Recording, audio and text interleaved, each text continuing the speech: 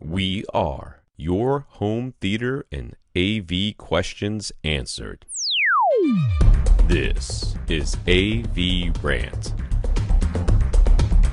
Want your home theater or AV question answered by Tom and Rob? Send it to question@avrant.com.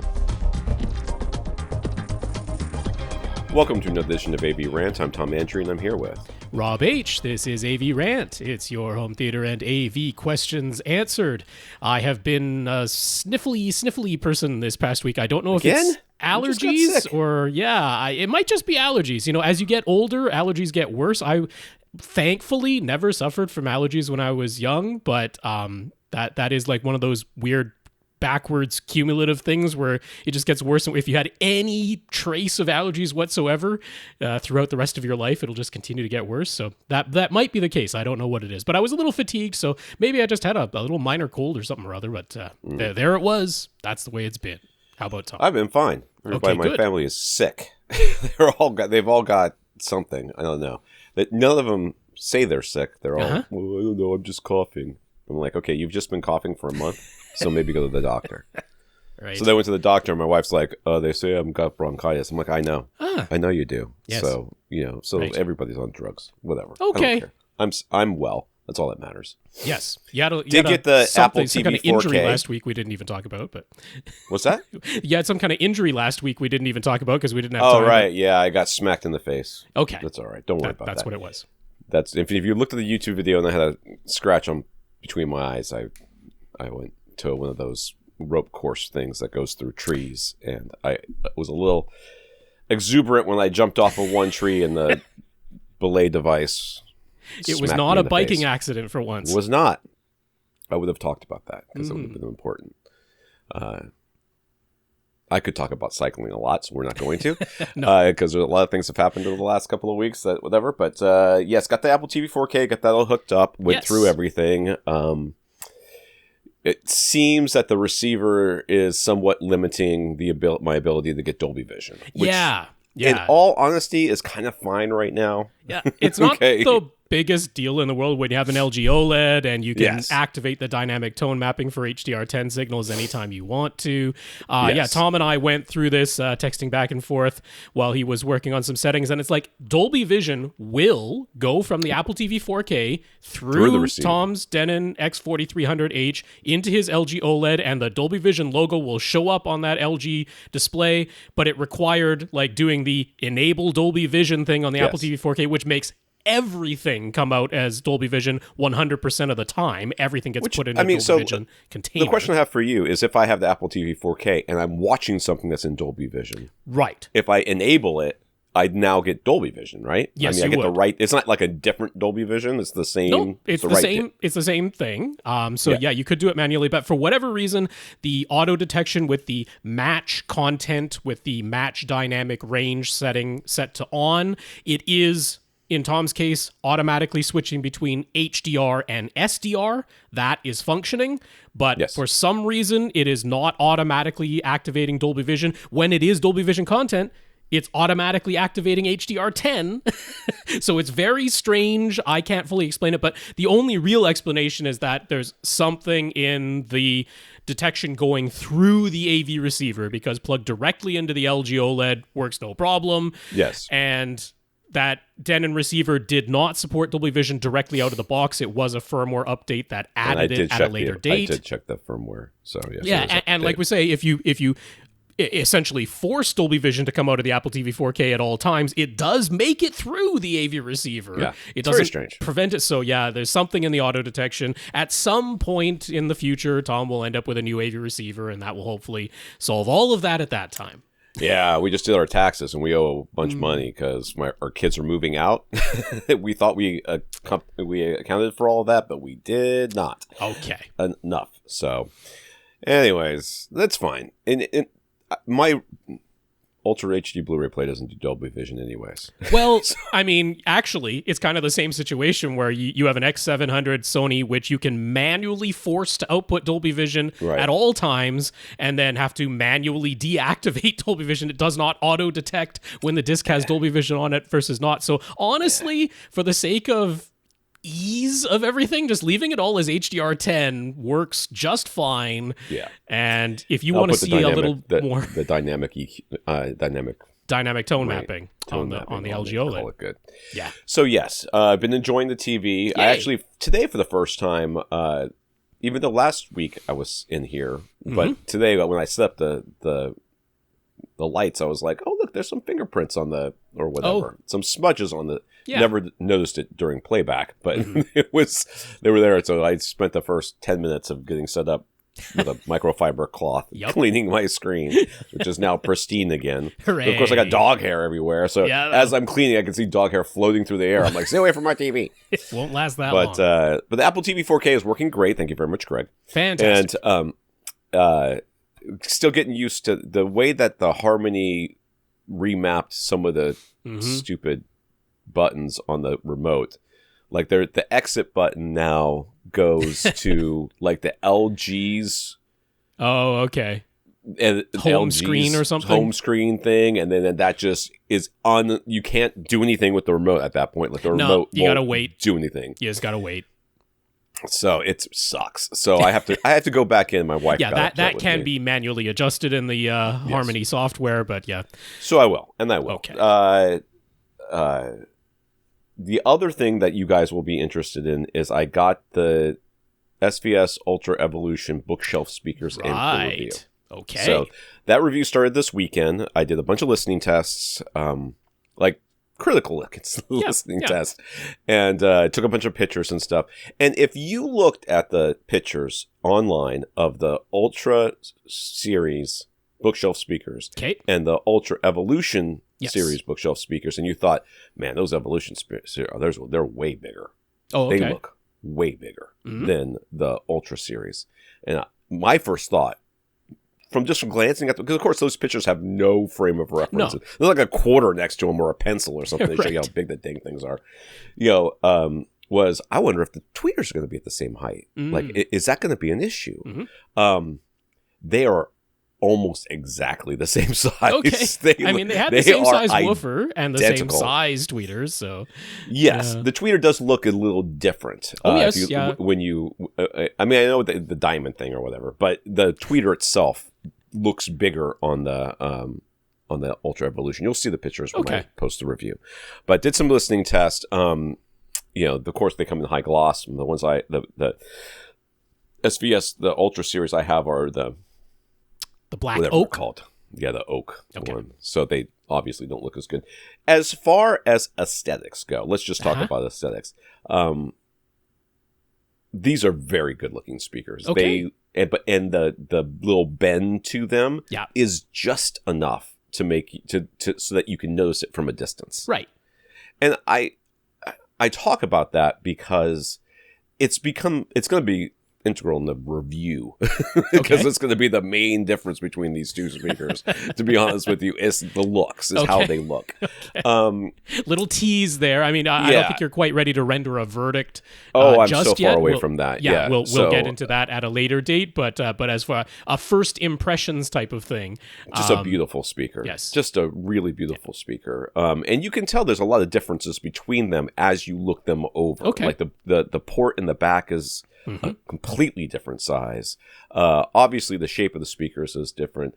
The magnetic grills are nice, or a nice touch, because when you have a speaker that looks this good, and they already have sort of a cover over the tweeter, so you're not so worried about little fingers and tweeters. This is a speaker you really don't want to run with grills, simply because of the fact that it looks this good. Whereas the Ultra series were fine, and I got no problems with the way they look, but they had the posts, the friction fit for the for the grills for that, and they're barely not a box. Yeah, they've just got the angled edges on the sides, slightly trapezoidal looking because they put it at an angle going upwards as well. But other than that, pretty much a black box.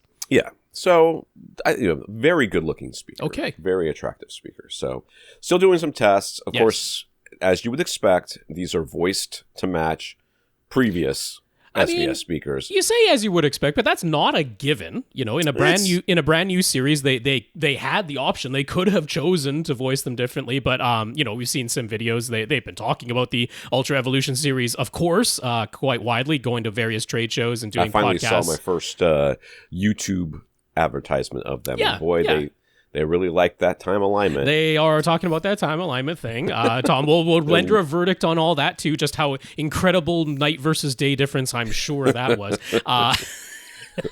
little tongue in cheek there. They may never send me a speaker again. It could be. But they have said outright that they did aim to timbre match, relatively close to the outgoing Ultra series as well as the current Prime series that's there, so that you could mix and match SVS speakers, old and new, current across different series, and you wouldn't have some kind of wildly different timbre going across those speakers. That was the goal, to keep a pretty unified, coherent sound across all of SVS's speakers. Which makes sense when, what are they going to do? Their previous line was voiced to be a neutral speaker. Pretty darn neutral. So, which is what we liked about it, and what I still like about it. So their option was either make another neutral speaker, which would, by definition, timbre match with their previous lines. Yes. Or make a non-neutral speaker. That's right. I'm like, I don't know about that second one so much. It's an option. It is an option, and there are plenty of people who would love, time-aligned voice coils to sound different than other speakers. If you want to be distinct, if you want to stand out, if you want to be able to point with your eyes closed and go, I know which speaker that is, and sometimes that's the goal in marketing, so it's not out of the question. It's not out of the question, but they did not do that. And I think that was a good idea, but it does make doing the review more difficult than than you would like. Not if you were like most other reviewers and proclaimed that everything different is night versus day, no matter how minuscule. Minuscule.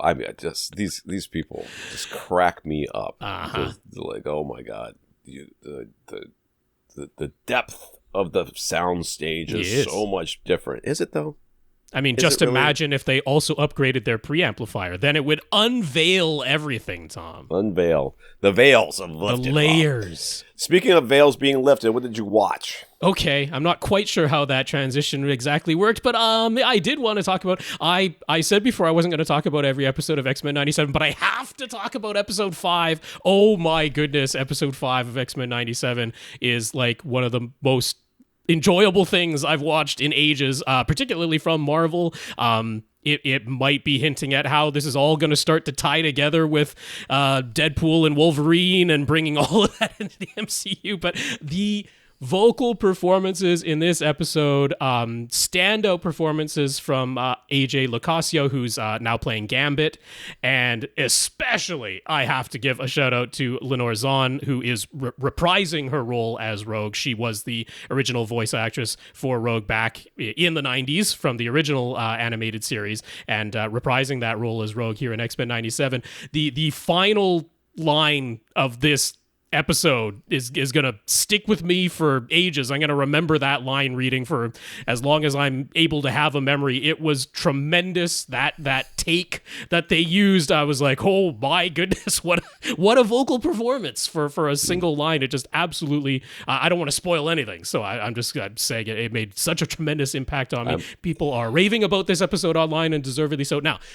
it is like, throughout the entire episode, the most soap operatic that the X-Men has ever been. That is not unusual for the X-Men. They are very often soap operatic, but this took it to a whole new level of soap opera-ness. But I got a kick out of it. I enjoyed it. So if you absolutely cringe at anything to do with ridiculous love triangles and contrived scenarios that absolutely don't make sense outside of a heightened show like this, well, then maybe it won't be your thing. But if you get a kick out of those things, when everybody commits to it and just goes for it, and like I say, the vocal performances throughout were an absolute standout in this episode. I don't know what changed or what happened, but everybody completely brought their A game in this, and it's like, yeah, when you just absolutely go for it and commit, then it works. Then it's very enjoyable. But the animation was brought to a new level. The sound was brought to a new level. So if they were like rather obviously having different budgets per episode, because episode 4 I was not impressed with at all,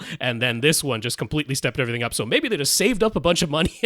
This episode was longer than the others. They gave it extra running time, and man, oh man, did those extra 5 or 6 minutes come in handy for everything that they did. So I'm just raving about episode 5. I don't expect the rest of the season. I don't know how long the season is. I think it's 8 episodes is what I heard, but I'm not sure about that. I don't expect it to stay at this level, but yeah, what a fantastic thing. If you haven't caught up on X-Men 97, get into it. I got my niece and nephew into it. My nephew had seen some of the original animated series, but not all of it. My niece has never watched any of the original animated series, but she's familiar with the X-Men from the movies. And like first episode or 2, they were like, "Oh, okay." They were like kind of get it, and then like we ended up binging all 5 episodes because it hooked them too. So that is it proof positive that even people who haven't watched it before and younger generation of people can enjoy that show as well. So I will watch it eventually. I'm sure you will, and you will enjoy it greatly, or we might have words.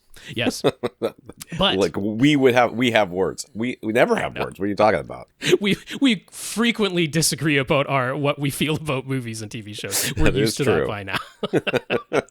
So the movie that I watched this week, another one that sort of unexpected my reaction to it. I checked out Shin Kamen Rider, which is Shin in this context, much like Shin Godzilla and Shin Ultraman, which were all done by the same writer-director, Hideaki Anno. He's done all 3 of these Shin reboots of old, Japanese kids TV shows, basically. So that word Shin is basically just meaning new in this context. There are multiple things that sound can mean depending on what kanji is associated to it, but they're basically just using it to mean new. So Kamen Rider, or Masked Rider if it's anglicized, he sort of looks like a grasshopper, and it originated in the 70s, and this movie version of it, released in 2023, is going right back to the first Kamen Rider. They're using the same name as the very first character, whoever portrayed that. Much like Power Rangers, every season was a new person, a new costume, and a new person just taking on the mantle. But they're going right back to the beginning and basically tied in the first 2 seasons of the original show and made that into one movie. And in the beginning of this, it starts in media res, absolutely wild action scene that they're like, oh, you know what? We're going to kind of make this rated R because there is like blood flying everywhere, which was unexpected. Not part of the original series. And then, but using some of those like tried and true original shots, like if you ever watched Power Rangers here in North America, like that standard shot they had where the camera was pointing straight up at the sky and the enemies would do their little front flips over the camera, over the top crisscrossing of it, like they had that shot and everything. I was like, okay, so I was enjoying it on that level. Like, okay, this is as goofy as the original series was. They're using the exact same shots that they used to use, but then they're kind of making it R-rated with all this blood flying everywhere. And I'm like, okay, I'm enjoying this. And I thought that's what this movie was going to be from beginning to end. I'll be darned, they turned it into a compelling, dramatic, emotional, beautifully shot movie. Like, I don't know what the heck was going on here, because the way it started out is not at all the way that the rest of the movie went. You meet the characters and they're very like they were in the original series, where stilted and robotic and exposition out the wazoo. And it was, right. Which I was enjoying for what it was, but then somehow along the way they gradually transitioned it, and it's like the lead actress, she started out rather robotic, but she becomes more emotional, and by the end of it I was like really entranced by her performance. The photography, they started doing these wide shots, like just beautiful scenery throughout Japan. They had this one scene just filmed in front of Mount Fuji, and it was gorgeous. Like, it was a stunning scene that they photographed there. Everybody started elevating their, it just got better and better and better as it went along. The effects, he's never had big budgets to do these things. He is an FX director. He knows how to do that. So he composed all the shots to make the most out of what effects budget that they have, which was, a tremendous amount of the praise that was given to Shin Godzilla as well. which was done for like $12 million. And everyone's like, how did this movie look that good for that amount of money? So that same type of skill being on display here. The main villain that they end up fighting, who has like an emotional tie to the main characters and everything, his performance, I was like, holy cow. Like he was like enrapturing just watching his performance. He's doing the type of thing where it's like, it wasn't quite clear if he was blind or not, because he's like, he never looks directly at anybody, but just the way that he delivered his lines, the facial expressions he gave and everything. So I was way more impressed with Shin Kamen Rider than I ever expected to be. When you first see it, you're like, yeah, this is jokey and ridiculous and completely over the top, and that is how it starts. But did you stream it, or did you? I did stream it. Yeah. It was on Amazon Prime for me. Yeah, Amazon Prime. Yeah. Well, maybe. I would love to say that I'm going to go look it up, because it sounds like something I'd be interested in, and it's sort of my jam. But let's be honest. You never know. I'm having, you would think, he's got a new TV, he's got speaker. I am so busy. I'm so busy. I have almost no time. And my weekends, like the next 2 or 3 weekends, I don't even know if I'm going to be. I wasn't home last weekend because I was gone at a first communion birthday party thing that I had to go to, which was fine. I mean, it's not like I was mad about it, but it was far away and through to Orlando, which is like, Orlando's not that far away from you. You've never driven on I-4. Okay. I-4 is a circle of hell. I'm not sure which one it is, but it's the one where you just beat your head against the wall and wonder why it is that you're alive. So, it sucks. It sucks. So I did not watch anything this. Yeah, I watched nothing on your list there. I watched a bunch of stuff, but I've been just putting Brooklyn Nine-Nine showed up on Netflix again. So we're rewatching that. Yep. Watched the first episode of The Blacklist with my wife. Okay. She's like, have I seen this? I'm like, yeah. Probably. I mean, it's got 10 seasons or something ridiculous. I'm like, how did that show go for so long? I mean, I looked at my history of watching it. I've never made it through season 3. Like, I've always just given up. Yeah. But this is kind of her show. She kind of likes this kind of thing where there's a small number of characters that are very well acted and very engaging. Yeah. And she doesn't care about, like, I'm watching the whole first episode going, you're fired. You're fired. No, it is not realistic. No.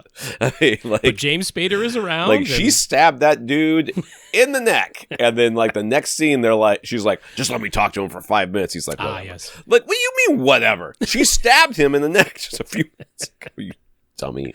Dear. So rewatching stuff is about all Tom's been doing. All right. That's about all I've been doing, yes. I do really want to watch some 4K, HDR stuff. I do. I had plans last night of putting a movie in, and the night before that of putting a movie in, and I just couldn't get it done. So we'll see. Okay. All right. Let's get to the podcast. Yeah. AVRant, that podcast that answers your home theater and AV question. To get your question answered, all you have to do is ask. You ask by emailing us at question@avrant.com. You go to the website and comment. Find our old episodes, our show notes, and our Flickr albums where you can follow along with the pictures that we talk about in each episode.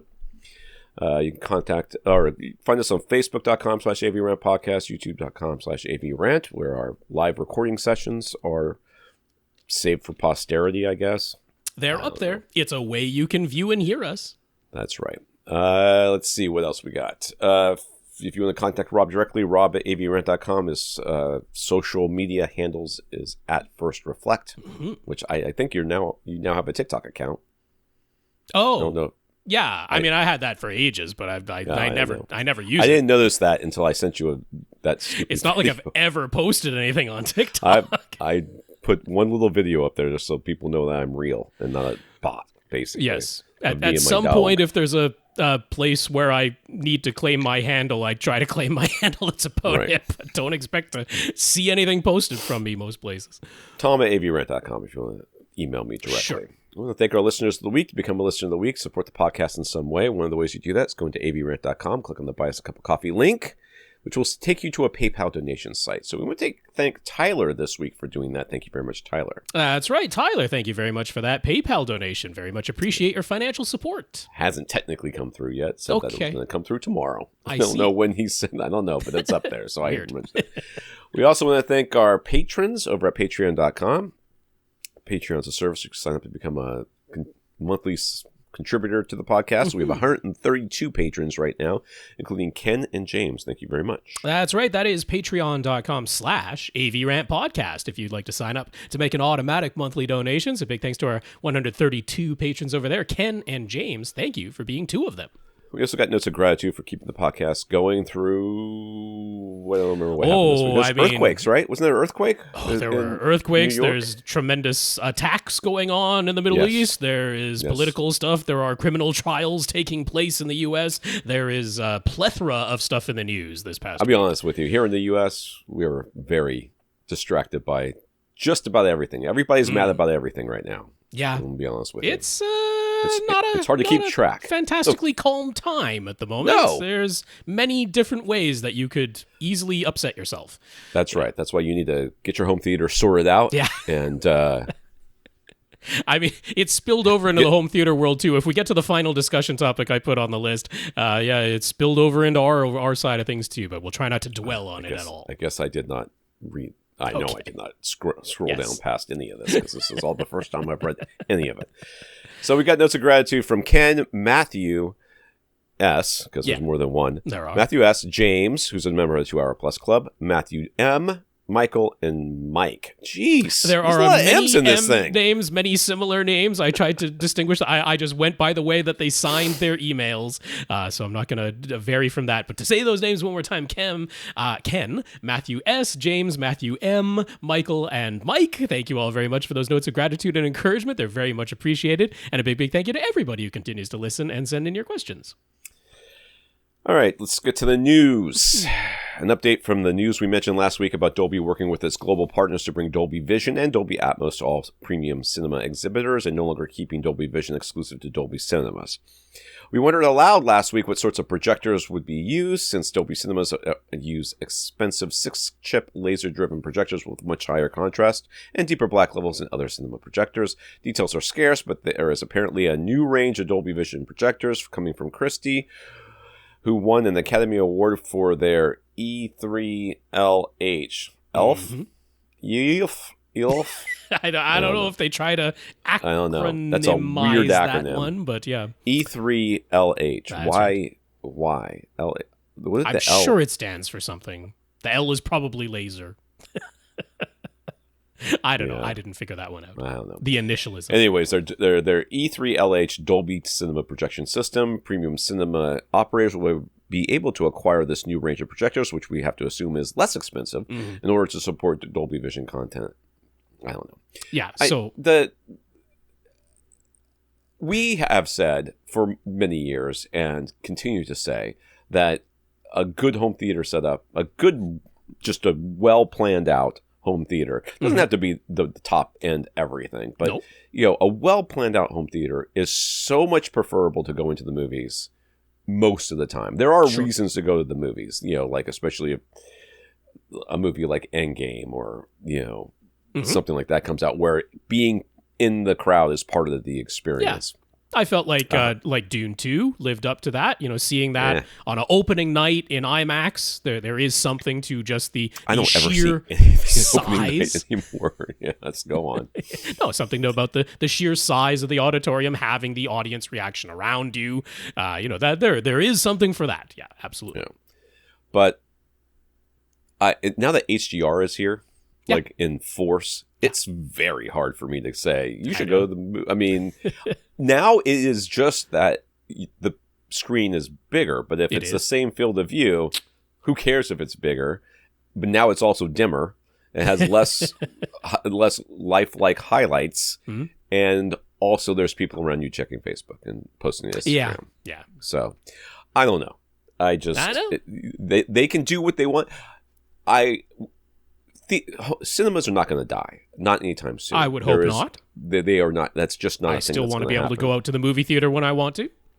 But it is just going to continue to get harder and harder to find really good experience. It really feels like a fish flopping around on a Well, it is kind of interesting. Like, you know, it is sort of the reverse now, where now this is the attempt of the theaters to sort of catch up and get back onto a somewhat even footing with the home experience, with what's available at home. Whereas for ages there, it was the home market that was chasing after what you could have in the theaters in terms of, you know, bass extension and outputs, sheer size of the screen, all of that type of thing. It was home chasing the cinema. Now the cinema's kind of trying to play catch up with the home a little bit, is what it feels like. So, yeah. Like we say, details are scarce. I don't know if this new range of Christie projectors, Dolby Vision Christie projectors, are using the 6-chip DLP system, but Christie has been at these Dolby Vision projectors for the longest amount of time. They developed those first 6-chip projectors that Dolby has been using in their own Dolby cinemas. It makes sense that they have, of course, been doing more research and development since, you know, they were first developed back in 2011 and then deployed in 2015. So there has been time for them to do more research and development. It makes sense that they would find greater efficiencies, cost efficiencies, being able to bring the price and the size down. So all of that seems to be what's moving forward. I wouldn't necessarily expect, you know, these premium cinemas that are being retrofit to be able to show Dolby Vision content. You absolutely cannot expect the same black levels that you get in a full-on Dolby cinema, where the entire auditorium was designed to give you those deeper black levels. You're still going to have the exit signs. You're still going to have the lighting on the stairs and all that. That is going to be washing out the image up on that screen, and you won't get those inky black levels like you get in a Dolby cinema. And for that reason, I would sort of expect that this new range of projectors maybe isn't quite as stringent as, you know, the ones that are used in the full-on Dolby cinemas, but all the evidence is there that this will be an improvement over the regular projectors that you have in normal cinemas.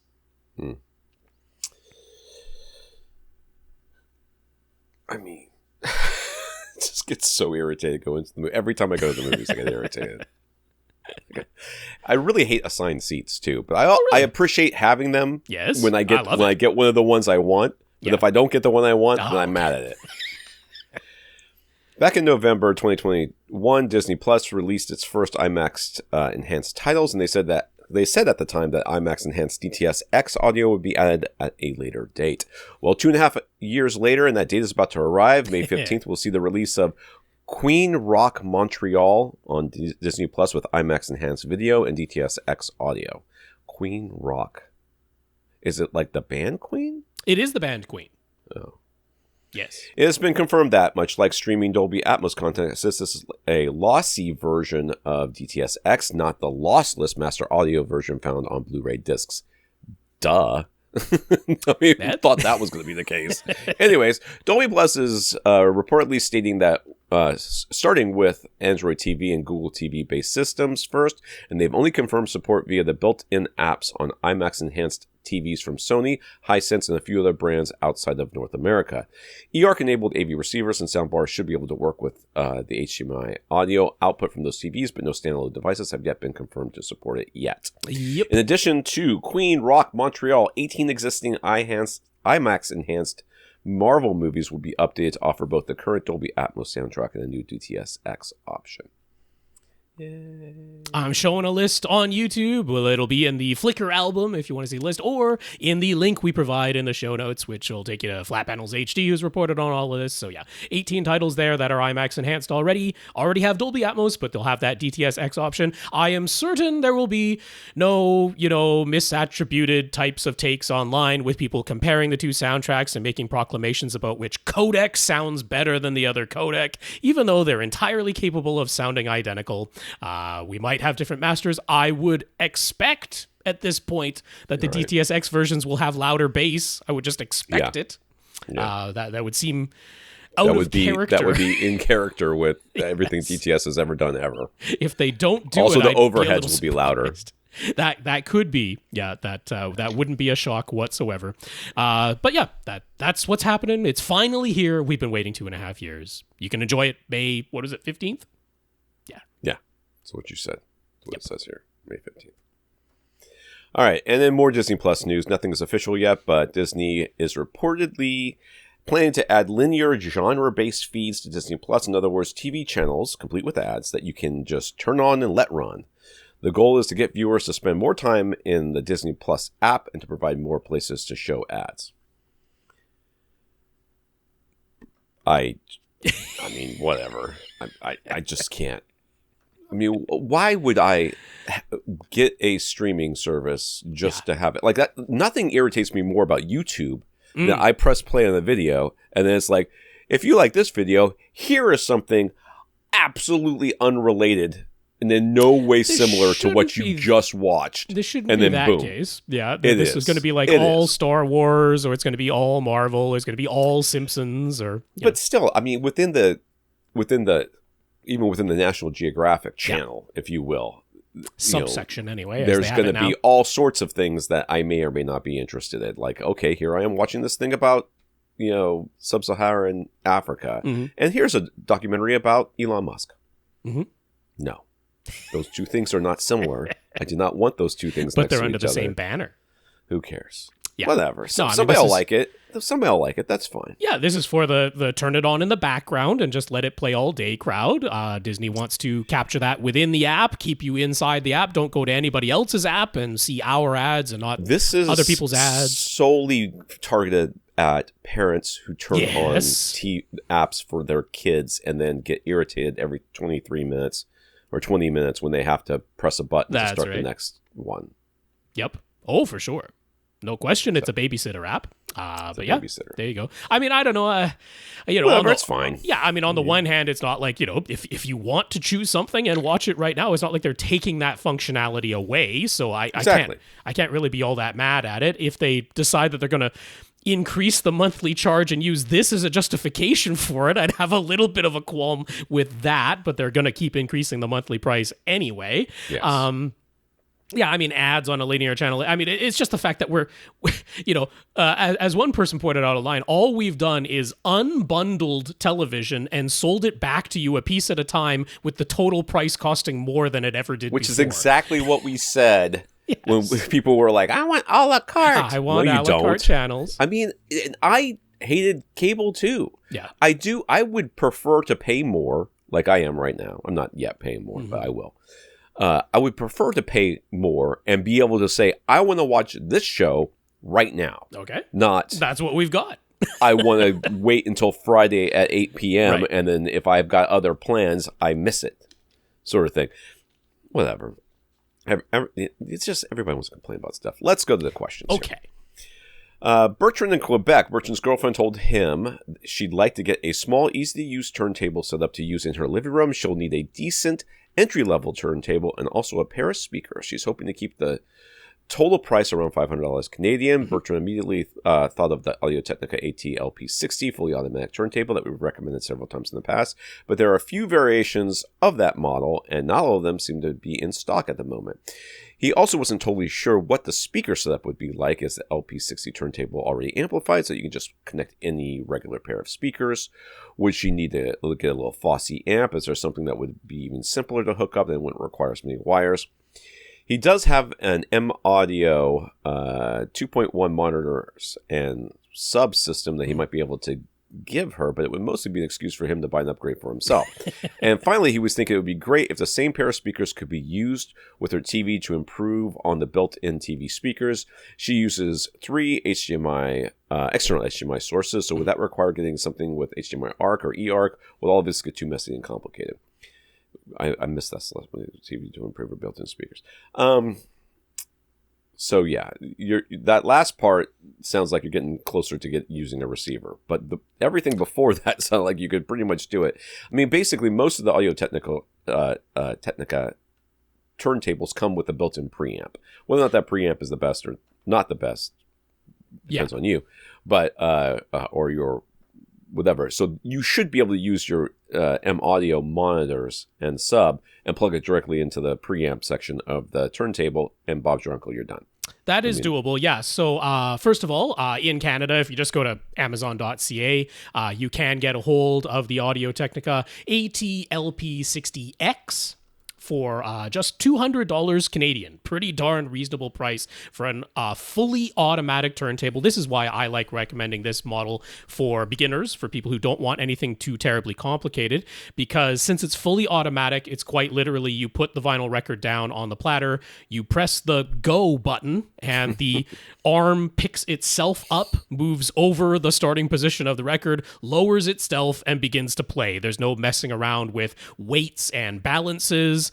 There's nothing to really manually adjust. The only slightly complicated thing is the gigantic yellow warning sticker when you first open up the package that tells you, hey, there's a belt that connects the drive motor to the platter that turns, and we don't have that belt already on the platter because it would stretch out and potentially break during shipping. So you've got to make sure that you stretch that belt over the gear on the platter before you begin. If you utterly ignore that warning the way many people on Amazon reviews seem to have done and say that the turntable doesn't work out of the box, then that's kind of on you for throwing out the gigantic yellow warning sticker that tells you exactly what to do when you first open up this record player. But other than that, it's about as simple as it gets at a very affordable price. I will notice on Amazon.ca right now that the regular black version does have a waiting period. It is sort of backordered, but there are other colors available, and those are ready to ship for next day if you have Prime. So that's actually kind of fun because you get one with a red plinth or a brown colored plinth or a silver plinth, and all of those are in stock right now. So ATLP60X is absolutely the way I would go for price and convenience. As Tom alluded to, on the back, very simple hookup on this. There is a single switch back there that lets you choose the output either at phono level, which is really, really quiet and would require you to plug it into a phono input on a dedicated phono preamp, but you can flick that switch to line level output, and now you can connect it to anything that can accept a regular stereo analog signal, including your M audio speakers if that's what you want to give to her. It is a stereo 3.5 millimeter jack on the back of this thing. They don't even give you regular RCA outputs, but they include in the box a stereo 3.5 millimeter to red and white RCA plug cable right in the box, so you can plug it into anything that takes those red and white RCA cables. Now, for everything else that you talked about, and if you don't end up giving her those M Audio 2.1 speakers, I was thinking that Fluence's self-powered speakers are the perfect thing to choose along here. Their AI41s sell for $338 a pair Canadian, so we've gone slightly over that $500 price point, but it did say around $500. So $200 for the turntable, $338 for the pair of Fluence AI41 speakers. Again, these are available in a variety of finish options, which is really nice. I reviewed those. I don't know yes, if you did. That. I included the review link over at AV Gadgets. You had quite glowing things to say about these Fluence speakers. They are a Canadian company, so when you're buying in Canada, that keeps it easy too. Although, for some weird reason, these days, they charge everything in American dollars, even when you buy it in Canada. So because of the exchange rate, it's actually better to get it through Amazon, and that way the price is exactly locked in and we know what it's going to be. But one of the reasons I like these so much, in addition to they sound good and they're very easy to use, is they have two kinds of physical connections on the back. One of them is a red and white pair of analog input jacks, and then they have an optical input as well. So if you wanted to plug your HDMI sources into a TV and then just use the TV's optical audio jack to connect to the back of these Fluence, they come with a remote control. So if you want to use them as TV speakers, they are easy to use because you can just switch between those two inputs and you can control the volume on them. You can, reprogram that to a universal remote if you want to, but they are very easy to use as your TV speakers, rather than a soundbar or something like that. And with those two inputs, that's really all you need to be able to connect that Audio-Technica turntable and the TV's audio input jack. They also do accept a Bluetooth signal. So if you want to, throw something to them from your phone, you can just do that over Bluetooth. And there you go. So one other nice thing is the left and right speakers of those Fluence AI41s, they just connect with regular speaker wire, nothing proprietary about the connection between the left and right. They come with a length of speaker wire in the box, but if you need a longer distance, it's not like you have to have some weird proprietary connection the way some self-powered speakers make you use. Just any old regular speaker wire will do for connecting between the pair of them. Mm. So the only thing I'll add to that is that we have a review, and I don't know how available this is in Canada, but the Electro Home Montrose record player, blah, blah, blah, blah, blah, a bunch of other crap. Okay. Anyways, they Andrew reviewed it. It's like $200 American, and this comes with speakers. So the difference here would be that, because I think there's some Bluetooth powered, I think the speakers are also, I don't remember exactly how it works out. But there's also Bluetooth enabled. But basically, it is built for your entry level person, like the person who doesn't want to have too many things to think about when it comes to a record player or a turntable. And this comes with speakers. It does not have an optical input, so you couldn't do that. It does have an aux input, which so you could, finagle something that way. But it is a bare bones, simple system, not too expensive. And basically, like Rob said, this is not something that you will ever think to yourself, I wonder if I should upgrade the tone arm, because you can't. Right. So there you go. So it's a good entry level system. I think what Andrew did with it, I think his wife does use it. I think that's like he put it in a separate room, and that's the system his wife uses. So not that is some sort of review for the system itself working better with women than not with men or something like that. What I mean is that it is the sort of thing that somebody who's not really into all the nuance of futzing around with their record player or the turntable, that type of person feels very comfortable using it. Yeah. So I know he got something very similar, if not the same thing, for his father as well, because they wanted to have something. And didn't want to have to pay a bunch of money and worry too much about it. So that's another one to look at. But you'd end up spending less and getting something very similar, but probably not as good as if you got the Audio-Technica and the Fluence speakers. The Fluence speakers are very good. Yeah. They're like surprisingly for the price and size and everything. They're like, yeah, those sound darn good. Those sound really nice. It's rare that somebody's going to complain about the sound that they got out of those. Yeah. Yes, I got no problem. And plus, like Rob said, the Fluences have like options as far as how they look. The finish options are quite nice. Yeah. So and very convenient having that remote and being able to flick between the inputs very easily and send music to it wirelessly from your phone through Bluetooth. That's I like having all those features available to you. We'll have links for you on the podcast. We shall. Ken has a friend who owns a restaurant. The friend wants to purchase 6 identical televisions that will be used to display the restaurant's menus. He wants to mount them vertically on the walls, and he'll be using a software called Pixel that is available through the Google Play Store and runs on Android or Fire TV OS. He'd like a 50-inch screen size or slightly larger, and since they'll be mounted vertically, and some of them side by side, he'd like bezels that are as thin as possible and nothing hanging down from what is normally the bottom of the TV. I mean, okay, anyways.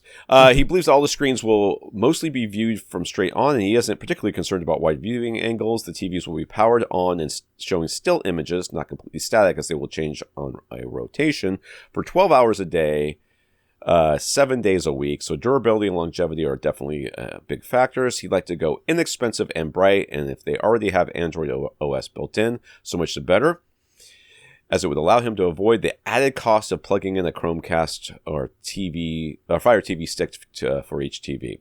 I mean, that's not that much of an additional cost, to be honest. Not particularly, but I mean, he's just saying, hey, if there's a TV that already has Android TV, I understand that. I'd be honest with you in this case, and I know nothing about what Rob's going to recommend.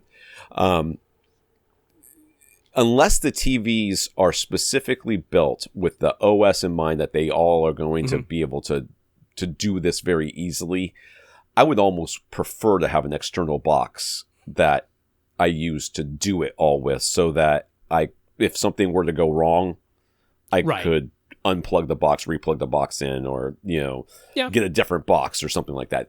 For me, I would rather not rely on the internal OS of the TV to do it, but I don't know what Rob's going to recommend, so here we go. Yeah. I mean, although in that instance, even if you got a TV that has Android OS as what it runs, you still have the option of plugging in an external box, so it doesn't preclude you either way. So the one I'm going to suggest to you, the first one that jumped to mind was actually Sony's X75K series, which came out back in 2022. Now, the thing is, those seem to be kind of hard to source at this point, and it has been replaced now by the X77L series. Those came out in 2023, so presumably there will be a replacement for those now in 2024 at some point, but at this moment, you can definitely get the Sony X77L series, and they're on sale, in fact. They're available both in a 50-inch size for $480 on sale right now, or a 55-inch size for $550. So I don't think that's breaking the bank. They are available in a smaller 43-inch size and a larger 65-inch size as well, in case your friend decides that he actually wants a different screen size. But all of those are available there. Now, I mean, looking at the bezels and the back and all of those types of things, I can't really foresee that we're going to have too much issue on any of those fronts. They're not the thinnest TVs ever, but once they're mounted up on the wall, you're not really going to be looking at any of that. The bezels are 0.63 inches, so not the absolute thinnest that's in existence, but again, I don't really see anyone complaining. And yeah, the bottom of that TV is completely flat there. It does have the little Sony logo on it and a little indicator light, but that's about it. So they do run on Google TV. Google TV is just the user interface layer on top of Android TV OS. It absolutely, for sure, can access the Google Play Store to get additional apps. So, I mean, naturally, this comes with the caveat of I haven't used it for this particular software that was mentioned, so you'll want to double check before buying 6 of them sight unseen that they really do run that software. But even if they don't, you have the option of plugging in, an external box to any of the HDMI inputs. But yeah, assuming that it's coming from the Google Play Store, then this does run on that. Now, as far as light output goes, they will sustain 350 nits. One of the reasons I like that X75K was that they were actually a little brighter than this X77L series that replaced them. But 350 sustained nits full screen, unless the restaurant is bathed in sunlight, that really should be quite viewable. I like that it is a direct LED backlight. There's no local dimming, but for just showing static menus, I don't foresee that as being any sort of issue. I like that it is not edge lit. I much prefer having that direct LED backlight. It makes for a very even and sustained light output, which is exactly what we're looking for in this scenario. It's a semi-gloss finish on the screen finish, so it curtails reflections and glare somewhat, not absolutely, but again, as long as you sort of make your menus that you're showing there, those static images, fairly bright and easily legible, that shouldn't be any issue. And then a key feature, one of the reasons I chose this particular model, is that they use IPS LCD panels, so not the highest contrast or the deepest inkiest black levels, but for static menu images, I don't really think that's the problem. The main thing here is that they have an RGB layout for the subpixels, and this is getting hard to find these days. You'll notice that most LCD TVs that you find these days are arranging the subpixels as BGR, and you're like, well, what's the big deal? You still got red, green, and blue. They're just in a slightly different order. For whatever reason, even though we have mostly BGR LCD displays these days, Windows and other programs still haven't caught up for whatever reason, and they use subpixel rendering to make your text as legible as possible, especially if that text is a color and the background is also a color. It can be difficult to read sometimes. The clear type settings that Windows has, other types of things that are meant to make text as legible as possible, they have all been designed to work with an RGB subpixel layout. I don't know why they haven't gotten onto the BGR thing yet, because that's a software thing that should be updatable, but having that RGB is helpful for making sure that the text is as clear as it can possibly be. And I would imagine some of these menus might have colored text on a colored background, and you want to make sure that that's really clear. I also like that even though he's thinking mostly people are going to be looking at this head on, I guarantee you some people are going to be looking at those screens from an off angle. It's going to happen in a restaurant setup, and I want something that's just as easy to read from off angle as it is on angle without going to the expense of OLED, and an IPS in plane switching LCD panel gives you that good off angle viewing, just not the best black levels. I think that's perfect for this scenario. So the last tip I'll give you is on the Sonys, in their picture modes, you go into the various picture modes that you can select. You'll want to use the graphics picture mode. Mm-hmm. That gives you the ability to put in 444 signals, which if this is being fed from a computer or from this software that's meant to show static graphics, I imagine it's going to be doing so in that full 444 no chroma subsampling type of format. So using that graphics picture mode is all you need to do. It's been warned that the graphics picture mode on the Sony X77L has kind of long input lag. It's not great for gaming, but you're not gaming. You're showing static menus. I don't think you need the fastest response time to show restaurant menus on this screen all day long. So I think it checks all the boxes. To me, the price seems reasonable. They're readily available. Would be no problem getting them. So just double check that it runs the software that you want, and I think that's a good choice. There you go. Whatever he said, I went and got coffee. Yes, Matthew. First up, Matthew says he wanted to thank us for all the information and advice we have provided. He's applied a whole bunch of it to his DIY home theater build.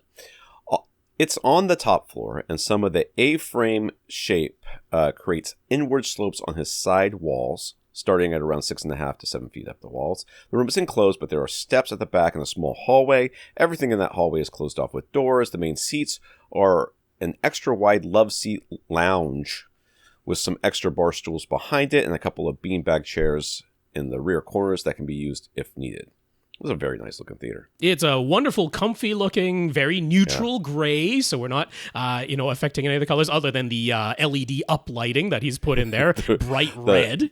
Yeah, the giving off the Empire kind of vibe. A little bit there, but I'm sure those get turned off when the projector gets turned on. I doubt he has those LED uplights going on. So yeah, there's almost like a sort of like a little antechamber at the back of the room. This little hallway section back there where he's put his equipment rack out of sight, tucked away into that hallway. Then on the other end, there is a door. So yeah, this is enclosed, but there's this strange sort of little walkway he's got there. Yeah, little hallway back there, little visually separated area at the back of the theater there.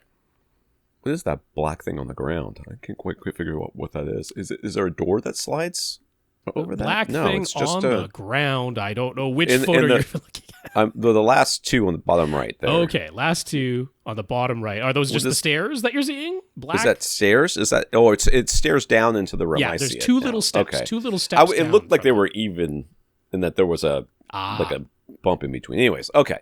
Yeah. So it's a very comfy looking place. It is. I like it. There are dormers with windows at the midpoints of the two side walls. He utilized that space and made his own DIY subwoofers, and thankfully have measured with BenQ Wizard. Those seem to be good locations for his pair of subs. He is a trim carpenter by trade, so he made himself several 4-inch thick absorption panels using Rockwell insulation. They line his side walls and the front wall directly behind his front left and right tower speakers. He noticed the effect they had on the mid-range and treble frequencies. I was in somebody's house last night, and they're talking about getting speakers, and they were talking about getting Klipsch, and I clapped in their room, and it just rang. I was like, yes. Don't get Klipsch. Don't get unless Klipsch. You're going to treat the room, which it sounds like they probably weren't. They're not going to. Yeah. Yes, they were arguing about whether or not they needed a rug. I'm like, okay, no, this is going to go well. It might sound fine in the end, but let's be honest.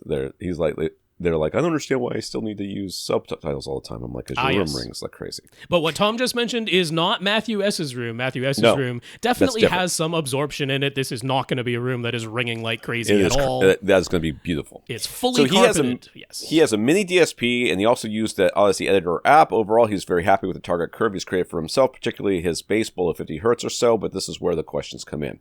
He sent us a graph of several measurements taken in BenQ Wizard.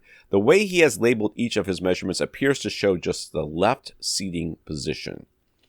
Going by the label shown in his measurements, he's graphed the response of just the two subwoofers playing together via the dedicated LFE channel, which is running 10 dB hot, and then the combined responses of each of his 7 speakers plus the pair of subs. Okay. Yeah. So there's a purple. For those of you that are looking on the Flickr album, there's a purple line, and that's the subs, I guess. That's the subs playing on their own out of the LFE output, which clearly has been made 10 dB hot.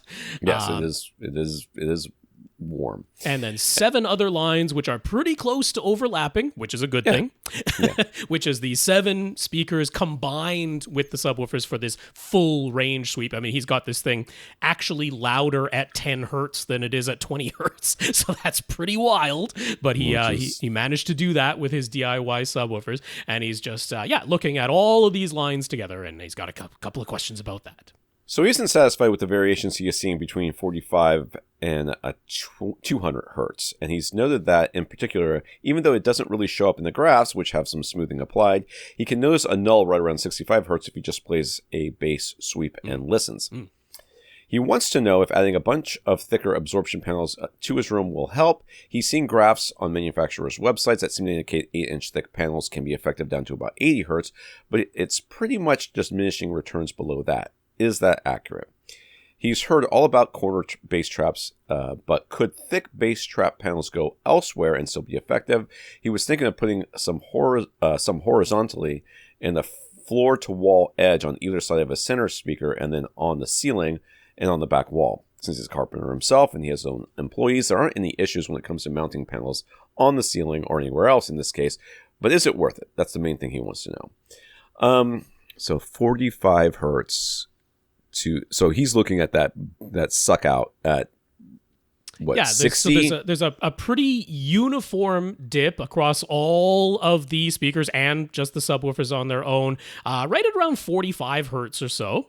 Pretty uniform dip there. Now, again, keep in mind, this is all of these measurements were taken from one measurement location. So we don't really know what this looks like in just the right-hand seat on that love seat. We're only seeing the left-hand seat on here. But in terms of, speaker response, a speaker plus subwoofer response, we're seeing this sort of uniform dip around 45 hertz. Then we can see a dip, between 60 and 70 hertz. And he's like, actually, if you listen to that and a sweep like right at like 65 hertz, it's like almost a full-on null at that very specific frequency, which doesn't really show up in the smooth graphs. And then just overall, there's some variation from channel to channel and just like, kind of like a plus minus 5 dB sort of range from like, 45 hertz up to 200 hertz. He's like, can I improve that? And our passive bass traps, big thick ones, the way that I would improve that section if that's what I'm trying to do.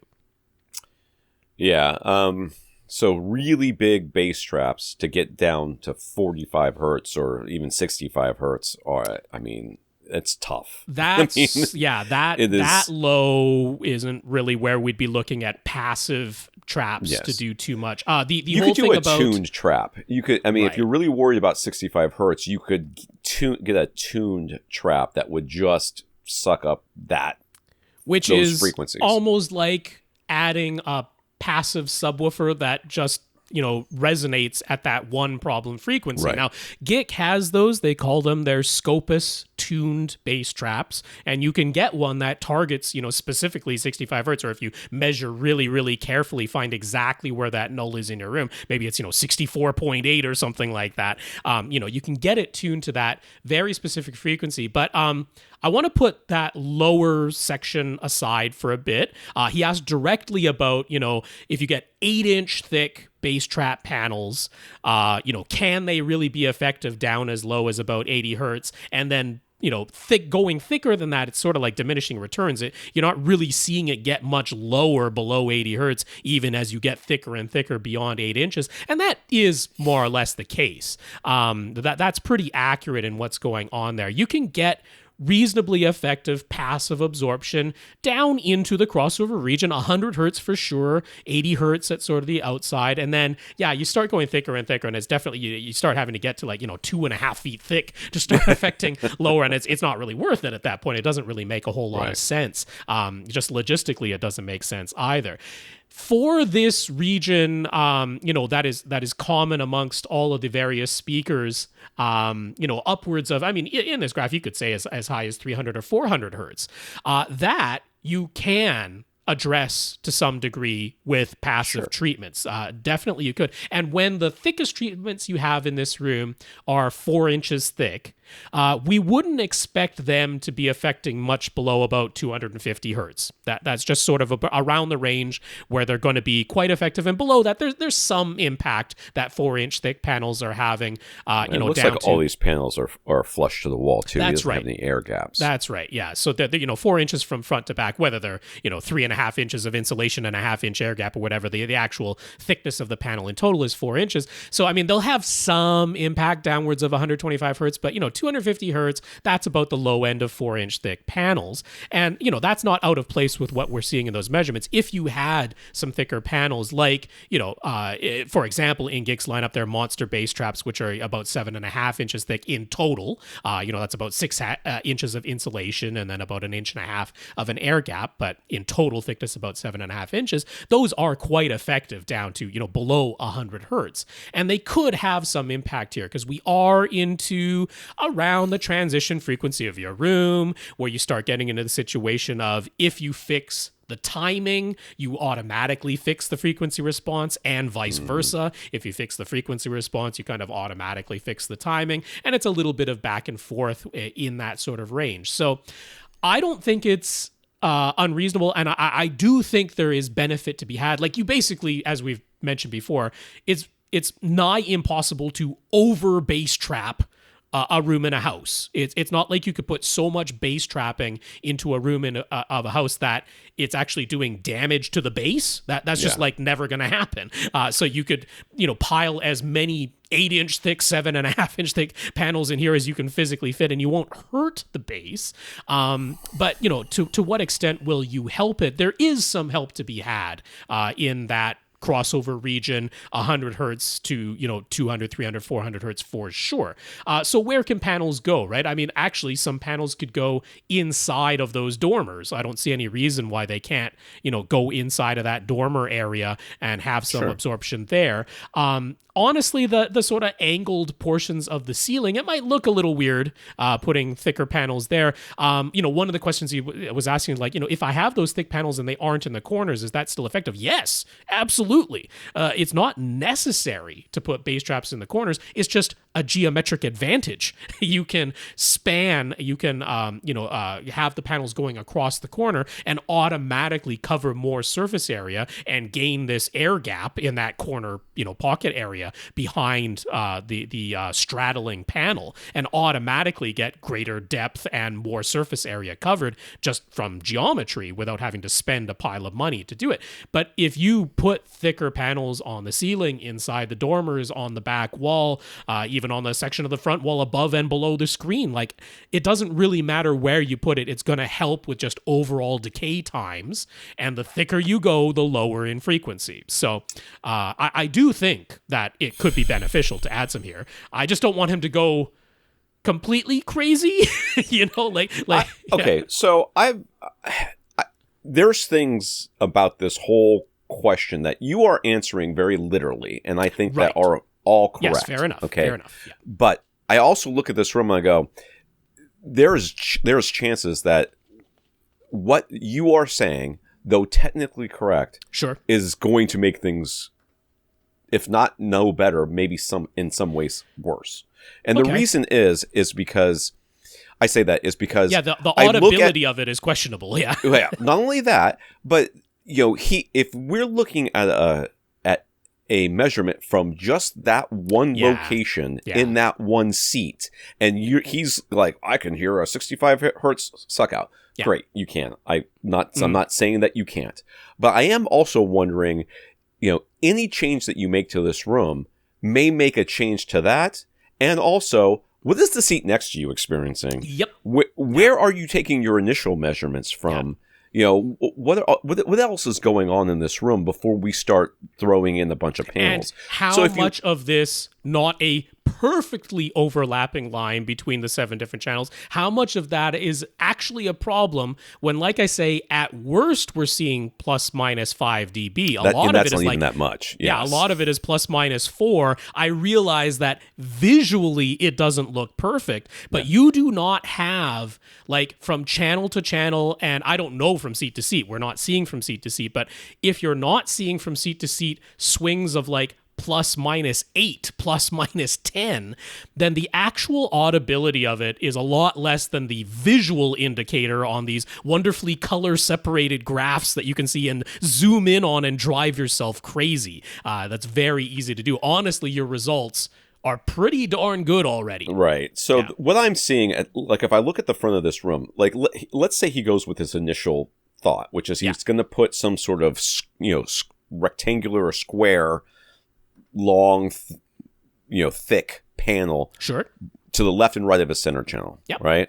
Well, if you look at how he has speakers set up, Reddit did this. Reddit did this to him. Everything's pointed directly at the main listening position, right in the middle of that couch. It is, yeah. So, I mean, you and I would probably say, I don't know that that's how I would set up these speakers. I would probably face them a little bit more straightforward because they're on either side of the couch anyways. Yeah. So that both people are a little bit off axis to, you know, that one spot.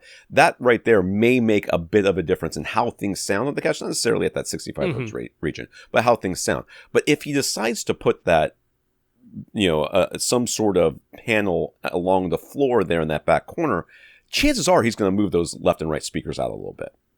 Could be. And when that happens, now we're looking at, because there is a little bit of the crossover. Like, I don't know how much sound those left and right speakers are making down at 65 hertz, but way up at 200 hertz, they're making all the sound. Oh, yes. So the rest of the stuff is now all going to change because you're going to start moving these speakers around.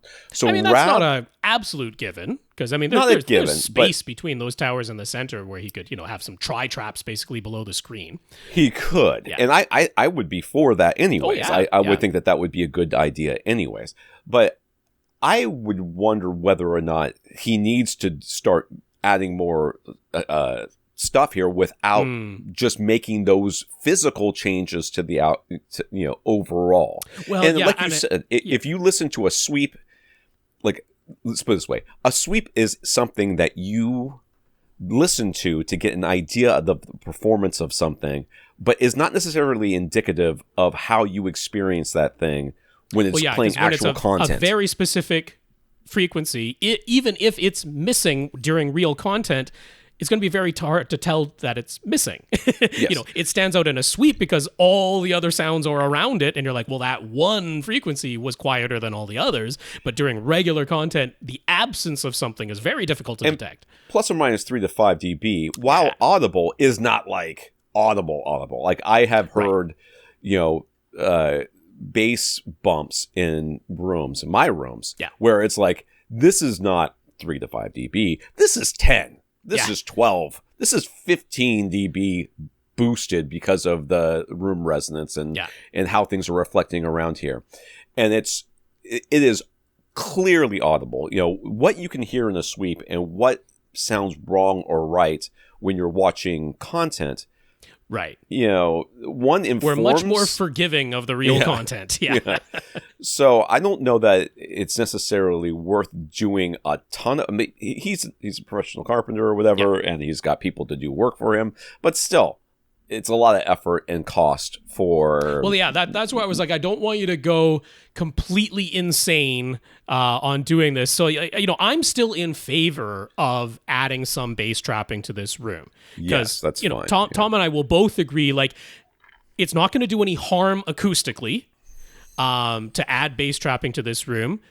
We both agree there could be some benefit, you know, that 100 to 400 hertz range, even though it's probably not as big a deal as the graphics make it look.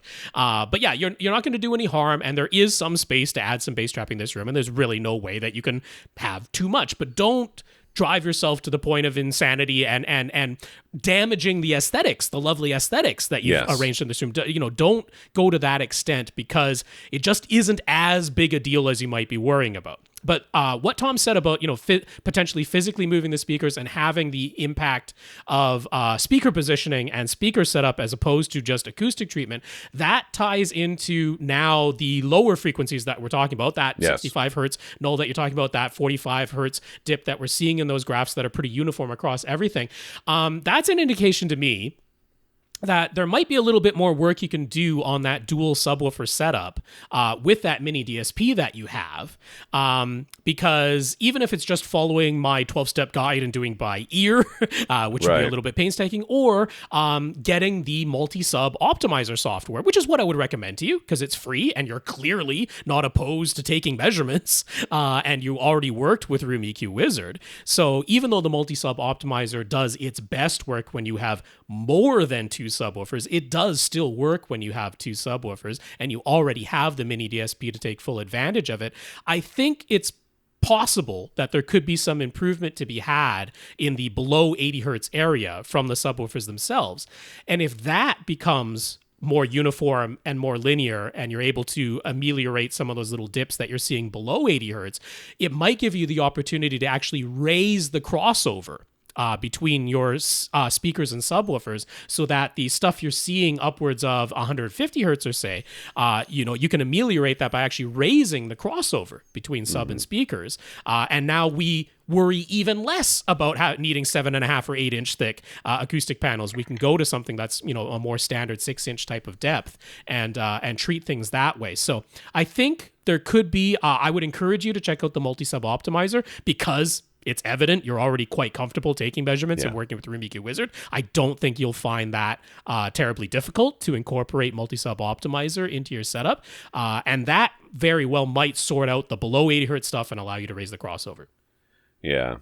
I guess the other thing, I like I said, it seems like he's taken all these measurements from one seat. I wonder what's happening in that other seat. I mean, I'm sure he's done it as well. He just didn't send them along, right? Yeah, so maybe. He doesn't seem like the type of person who would stop there and not have done the other seat as well. We get myopic when we're dealing with a specific problem. If we're sitting in a location where, like, I think I hear a suck out here when I'm going to take a bunch of measurements, and then not really think about the fact that maybe in the other seat there's something different going on. I just don't want you to do a bunch of stuff and then realize that I fixed this one seat, but now this other seat's worse. Right. And remember, you're Which going is to be unlikely with passive treatments. Passive treatments are very unlikely to make one seat better and the other seat worse. Right. That's pretty unusual. Remember too, your room correction is going to take. You're going to add this passive treatment. Then you should run your room correction again, and it's going to take into account now that your room sounds different. Will that make things easier for the room correction to make more? Hopefully. Yeah, hopefully if things have become more uniform, then it's even easier to apply EQ. Yeah, in theory. Yes. Maybe not. So if he plays some bass content and then goes into that hallway area in the back, the bass seems really load up in there. Would adding absorption in that rear hallway help with that? That's just the reality is, who cares? Who is standing back there going, wow, the bass is rattling the doors, rattling the doors in this area. Yeah. It's not like you can. Yeah, sure. You know what you can do? You can put like a curtain there and just fill the whole thing with insulation. Right? Yeah. But I have a feeling you want to use those doors from time to time. Probably wants to get to his equipment rack at some point. So, I just wouldn't we've talked about this numerous times on the podcast that I have. Set up theaters in people's rooms. You get everything sounding pretty as good as I can based on their room, and then I go down the hall to their bathroom. I'm in the bathroom, just getting blown off the toilet because of how much bass is back there. It's just sort of the nature of having a very small space and 55-foot bass waves bouncing around in there until they die. Resonance between the parallel surfaces, and that's what's making that tremendous bass buildup in there. So don't worry about it. Same thing applies here. There's only so much you can do with the passive treatments. Even once you go thicker than 8 inches, it's not really getting much lower in frequency. So it depends on what frequency is building up in there. But I would actually expect, if it is because of the parallel wall surfaces that you have in that hallway, it might be a fairly high bass frequency, because that's a pretty short distance between the parallel wall surfaces that are there in that back section. So if it's a fairly high bass frequency, then honestly, you've got pretty good ceiling height in there. Having some pretty thick bass traps along the ceiling of that hallway, because it's not like you have a ton of width to put in tremendously wide bass trap panels along the side wall, the back wall of that hallway, that you don't have the physical space for it, but you do have the ceiling height to do it in there. So, it's certainly not out of the question that there could be some help for that. But you can pretty much always expect to have a resonance built up between those parallel walls in that hallway section. Yeah. That's completely expected.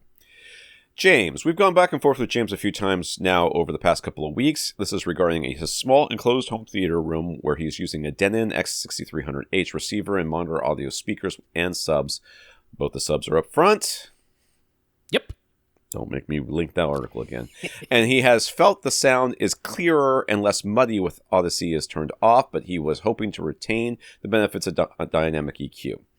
And he also has another X6300H in his living room where he has Audyssey on, where having Audyssey on sounds better. So he's trying to figure out why Audyssey's room correction seems to make things sound worse in his small enclosed theater. It's because of both the subwoofers up front. We both suggested moving to subs. Rob suggested making a gap in the IKEA media cases that line his right-sided wall and putting the other sub in the window on his left wall so that he could have mid-wall placements on the left and right. But unfortunately, there's a radiator below that window that precludes that idea. So semi-diagonal opposite placements could potentially work, but he hates how that looks. So the subs might need to stay where they are. Listen, I cannot express this enough to anybody about any hobby or anything that they profess to care about. Okay, if you set arbitrary rules for what you are and are not willing to do, then the consequences of those rules cannot be mitigated usually by asking more questions about it or doing more things. The reality enough. It's a final check. The reality is that, many people have decided, hey, I want to buy a car and I would like that car to have all of these things. And this is the amount of money I am willing to pay for that car. And you go to the dealership and they look at you like you've lost your mind. Like, that is not the correct amount of money to pay for all the things you say that you want. If you want all the things, then this needs to be your budget. Well, that's not my budget. Well, then you can't have all those things. That is just the way it is. Well, I have a friend who says he got all those things with this budget. Well, your friend is either a liar or got very, very lucky. Those are the options. And that's kind of the case here. I want to have all the good things, but I don't want to move my subwoofers to get it. That's fine. And it is possible. We have had people that have called this podcast and have asked us questions and provided us measurements where they put both subwoofers up front and things turned out okay. Mm-hmm. They got lucky. That's just the way it is. So there's only so much you could do. So anyways, he will definitely consider unmounting his front speakers from his walls and getting that center speaker forward on the stand below his projection screen. And he will likely replace the foam bass traps in his corners with that we said were doing nothing. I mean, technically, they're not doing nothing. They're doing very little. They're not bass trapping. We know they're not bass trapping. They're not bass trapping. Yeah. Unless there's fish in your room. Tiny little bit of high frequency attenuation. That's all those are doing. He does already have panels on his back wall and ceiling, so there aren't many other places for more panels to go. And since Tom was never sure about exactly how he had positioned his mic during this Audyssey setup, James wanted to assure us that he was following the advice that Chris Karyakakis himself has posted on his forum, which is not what is shown in the denim manual, and that very same advice is what Tom has posted over at AV Gadgets on my article about how to position a microphone position with a love seat. So we should be on the same page when it comes to that. With all that said now, do we have any final thoughts about how to get the best sounding results in this setup? Move your subwoofers. I mean, I don't know what else to say. That's it. The only alternative I have there is, once again, going back to my 12-step guide, if you just want to do it by ear, those monitor audio subs, I don't know if they have fully variable phase on them. I didn't look that up beforehand. I would guess they probably don't. They probably just have a 0-180 polarity switch. In which case, you might be looking at a mini DSP 2x4 HD is going to be, the only way that you can somewhat address the situation. If you cannot physically move the position of the dual subwoofers, then you're going to have to be able to have a way of adjusting their relative phase and perhaps even individual EQ per sub. That's the only way that we can come at this. So similar to the last question, if you're willing to get into measurements and that, because I'm not sure if you're a different person from the last question asker who we know was taking lots of measurements already. But getting into that multi-sub optimizer, doing it with a dual sub setup and a mini DSP, that might be the only way that you can address this. But I would encourage you, since at the time that he wrote this, you haven't done the repositioning of the center speaker yet, haven't done the changing of the corner foam traps to actual corner bass traps yet. Give those things a try first, because I'm thinking a lot of this could be that center speaker placement. A lot of it could be. If you're just saying, I'm finding dialogue more difficult to understand, a lot of it could be that center speaker placement. That might be all it takes, and you're actually completely satisfied with the sound after that. So if you don't want to dig into measurements and adding a new piece of gear and some software to this setup just yet, then that's what I would recommend at this point. I just looked at one of the silver monitor audio sub or whatever. I don't know if that's the right one. But anyways, it does have a polarity switch. It doesn't have a polarity switch, not a fully variable phase. Yeah. Okay. So that's it. Next question. Matthew M. This is from the UK. Matthew has a living room setup. He was using a small Yamaha SW050. Is that 050? Or is it? As far as I know, it's a 0. I don't know. It worked when I Googled it as a 0. Okay, whatever. Subwoofer was basically a 12-inch cube with an 8-inch driver, 50-watt or 100-watt peak amplifier, and a small port. So, bass module is what we would call that. Little guy. The room has openings to other parts of the house, and it's not dedicated to just being a theater. He has shared a couple of photos, but didn't want to show too much on YouTube. So it's purposely limited view here, which is fine. I mean, everybody's just to give a rough idea of the sort of room that we're dealing with. Yeah. It's got a rug on top of a rug, is what it looks like. Is that what that is? I don't know. Yeah. Looks like it might be. That's actually not. People might be, oh, that's weird. No, I think that's if you've got pets or anything like that, that makes a huge amount of sense. Yep. He just replaced that little Yamaha sub with the SVS SB1000, and he just isn't getting the wow factor he thought he would get. He started by putting the SBS 1000 in the same spot where the Yamaha sub used to go. He set the dial on the volume dial to 12 o'clock as a starting point, and with a phase at 0 degrees, and he ran the Audyssey on his Denon X2400H. He was very underwhelmed with the result. It was quieter than the old. I actually have an article entitled "Why is my new sub quieter?" or something like that. Yeah. It was quieter than the old Yamaha, and you could barely notice the bass at all. So he put the SBS SB1000 in the seat where he sits and went around his room looking at the audio analyzer app on his phone. He tried to find the location with the most bass output, which turned out to be at the front of the room just inside of his front left speaker, but that spot had some nulls in the 60 to 70 hertz range. He thinks it's a bit better there, but still not satisfying or what he was expecting and hoping for. He can't really do anything in this room in the way of panels and such, so can we suggest any next steps for improving the bass experience in this setup? I mean, this room, unfortunately, and again, this kind of goes back to what I said before, if you're limited in if you set limitations or you are limited in what you can do, there's only so much that can be done. Yeah. So you can't put panels up, you've said that. Not that I would really expect that to be to be in this case. The problem, yes. So, but you've also got very limited placement options because you've got a lot of stuff in here. Yeah. Boy, I wish you would consider getting rid of that table in between the two chairs and putting the sub right there. Who knows how that would sound, but it would definitely be there. So yes, you've tried the crawling for bass, which is what more or less recommend. Yep. Chances are you're sitting in a null. I mean, that's the but I mean, not for problem. Everything. Like he said, according to the audio analyzer he was looking at, he's got some dips, 60 to 70 hertz range, but it's not like it's the whole thing is a suck out. That would be pretty impossible, actually, for the entire range that the subwoofer is playing. So the fact that the rest of it's open to the rest of the house, the real problem there is that this sub was bought with the idea that you need to place it in this small space inside of a larger space. Right. And there's only so much the small sub can do. Like the bass is getting lost. You're not pressurizing the space, which is fine. I don't expect every subwoofer in every room to pressurize the space. And still in that sort of like 50 to 80 hertz area where a lot of the fun bass is, wouldn't we expect an SB1000, even though it's, the smallest subwoofer that SVS sells, sealed, not ported, but, wouldn't we expect that to be able to outperform a 50-watt, 8-inch Yamaha, bass module? Shouldn't it be able to provide more impressive bass output than what he's getting? Yeah.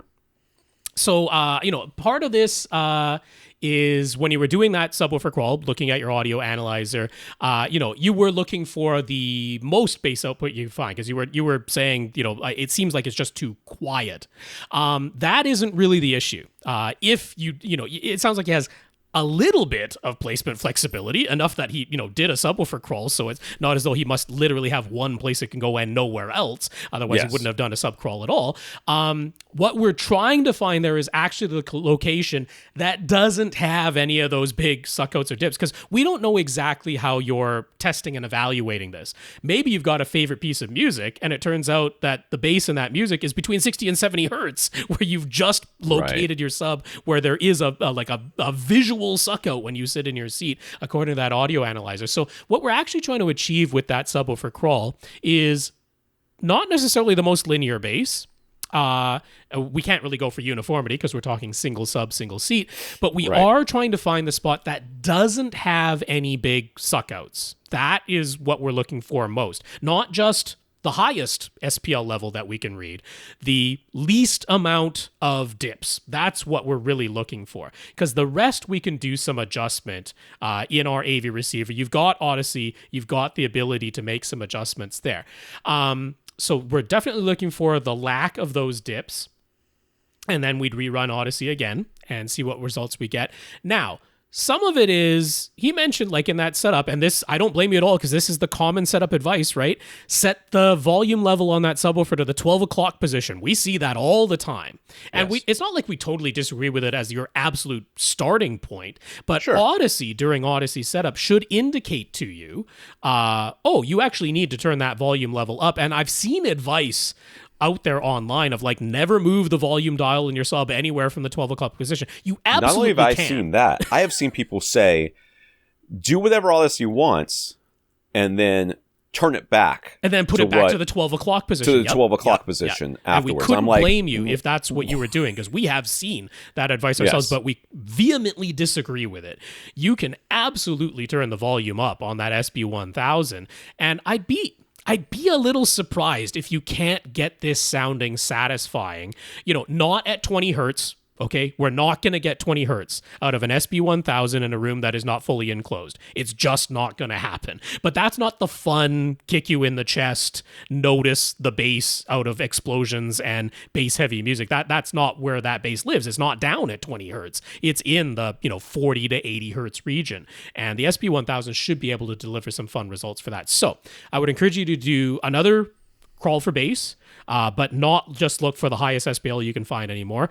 I don't know if the way you were doing the crawling for bass was with a bass sweep playing on repeat. Right. I don't I don't know for sure. Maybe you were, again, following the very common online advice of play some bass heavy music and do things that way. Don't do that. Play a sweep on repeat and look for the location that has the fewest dips in that response. That's what we're really looking for. You can do it by ear. I know some people don't want to trust themselves doing the bass crawl by ear, but you really can. It's really quite readily obvious when you go from location to location. When you're listening to a sweep playing on repeat, one of them sounds like a roller coaster that has some big old dips in it, and the location right next to it doesn't sound like that at all. I just cannot say this loudly enough for everybody to really hear this. All of this idea that you're listening for these minor differences, these small changes, is just, it's hogwash. You should be listening for major things, because the minor stuff during content sounds pretty major, though, what he's dealing with. But that's what I'm saying. What you're saying is you can do this by ear, because you're not listening for little dips. You're listening for where happened. Where did the sound go? Yeah. There was no sound. Or you're listening for the other side of it. Oh my God, it is so loud at this stuff. And the reason why we listen for the suckouts is because you can't fix it with EQ. That's right. That's the number one thing. Yeah. You cannot fix it with EQ. Therefore, you must listen for the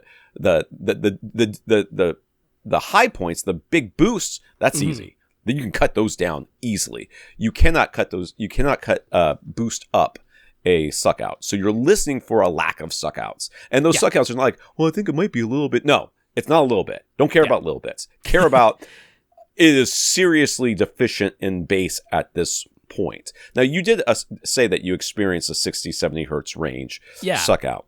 And if that is the best out of the locations, that's the least amount of suckouts that you hear compared to everything else. Okay. But, remember that you're really going for, as if you can, no suckouts and just a bunch of boosts everywhere, which can happen. So I have my suspicions. that volume dial has been fixed at the 12 o'clock position. I wouldn't blame you if that's what you did, because like we said, we've seen that advice, but I have my suspicions that that's going on, so feel free to turn that volume dial up. The only other thing I will say is it certainly seems like physical size is a priority here, and that makes sense in a living room setup. I don't know how easy it is to get RSL's Subwoofer 10S in the UK. I'm not sure exactly about importing that, and they're constantly out of stock and on back order anyway, but there is more and deeper bass to be had than an SB1000 from a similarly sized box in RSL Subwoofer 10S. So that's just a consideration you can look into if the Subwoofer 10S, it's actually the Mark II version that we're up to now, but that might suit both having more output, deeper output, and about the same size box. So worth consideration. Yeah. Michael says he only recently came across our podcast and he's enjoyed listening so far. He's currently using a BenQ HT 2050 1080p projector. He has a dedicated room and is fully light control. His screen is 110 inches, 16 by 9, acoustically transparent, so he really doesn't have any desire to switch things to a flat panel setup. Fair enough. Yeah. He has been eyeing the new BenQ, Ben 10. The BenQ HT 3560, as far as 4K HDR compatible projectors go, it's one of the more affordable options. As far as he can tell, it should physically be very easy swap. It should be a very easy swap with this HT 2050, since according to the specs, they have the exact same lens adjustment and throw distances and such.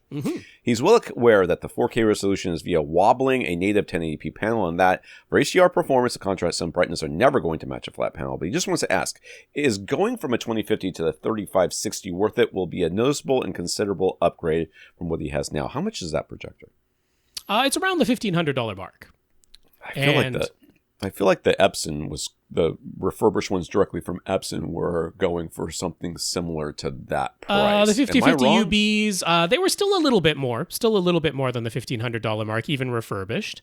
Not out of the question to give it a consideration. It might consider a change in your mount, though, for sure. If you have the 2050 ceiling mounted going to a Epson 5050 UB, very well might require a change in the ceiling mount, because they have different throw distances for sure. But my opinion is, if you were to switch to the 3560, you would absolutely notice the difference. The 3560, even from the previous generation 3550, and you might think, hey, they just went from a 3550 to a 3560. Even that generational change was pretty noticeable. The 3560 has a jump in contrast from even the 3550. And that had a jump in contrast from the 2050. I like the 2050. Out of the 1080p sub $1,200 projectors, probably the most accurate color you could get, and really, really sharp image with that single chip DLP. The 3550 was a worthwhile upgrade. The 3560 even more. It's really quite an impressive projector, the 3560. So I don't think you would regret it if you went that way. The ease of swapping it out is right there. So, if that's the right price for you, you value the ease of swapping it out, and you're just like, am I going to see any difference at all? I'm probably not going to see a difference from 1080p to 4K. And I agree, that's probably not going to be the biggest difference. But yeah, the contrast improvement is noticeable. It's right there. I don't think you'd be disappointed doing that swap at all.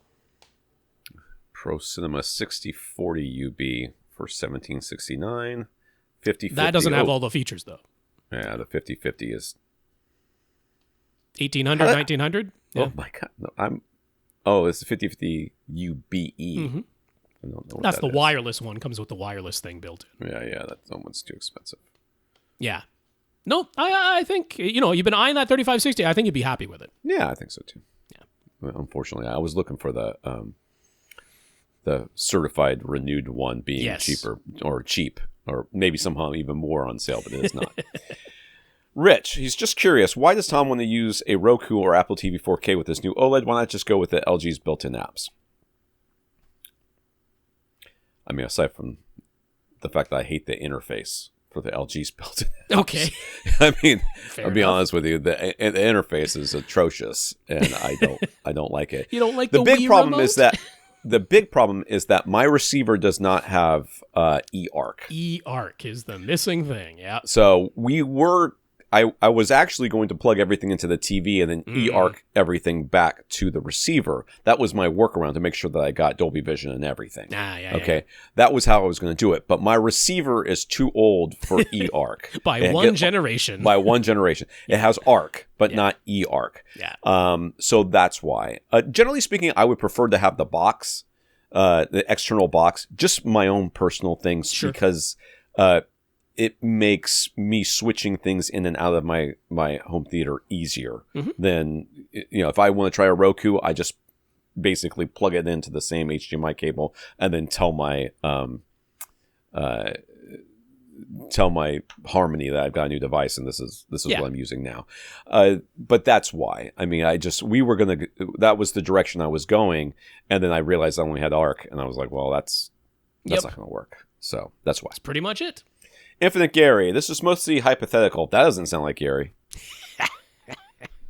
As Gary doesn't think he'll actually do this, but he's got a Lexicon MC8 Pre-Pro in one of his setups, everything dialed into his liking, but the MC8 is old enough that it doesn't have any HDMI inputs at all. It has an optical and coax digital audio inputs, as well as a lot of stereo analog inputs, and it has a 7.1 pre-outs with Dolby Pro Logic 2 and Logic 7 processing.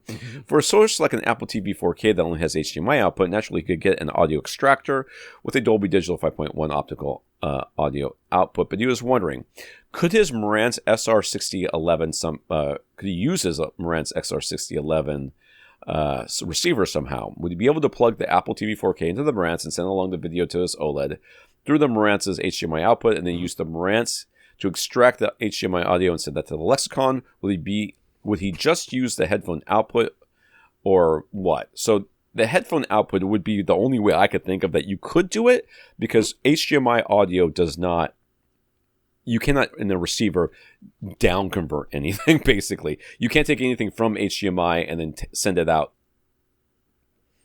another type of output, generally speaking, unless you're using like a Zone 2, I suppose, might work. But I mean, the SR6011 has a full set of pre-outs, so you could let the Marantz just fully decode. I guess you could do that. So one of the things is on the Lexicon MC8, it has a whole bunch of red and white stereo analog inputs, but it does actually say you can take 3 pairs of those. I think it's the ones labeled 3, 4, and 5. 3 pairs of those, and repurpose them as a 5.1 analog input.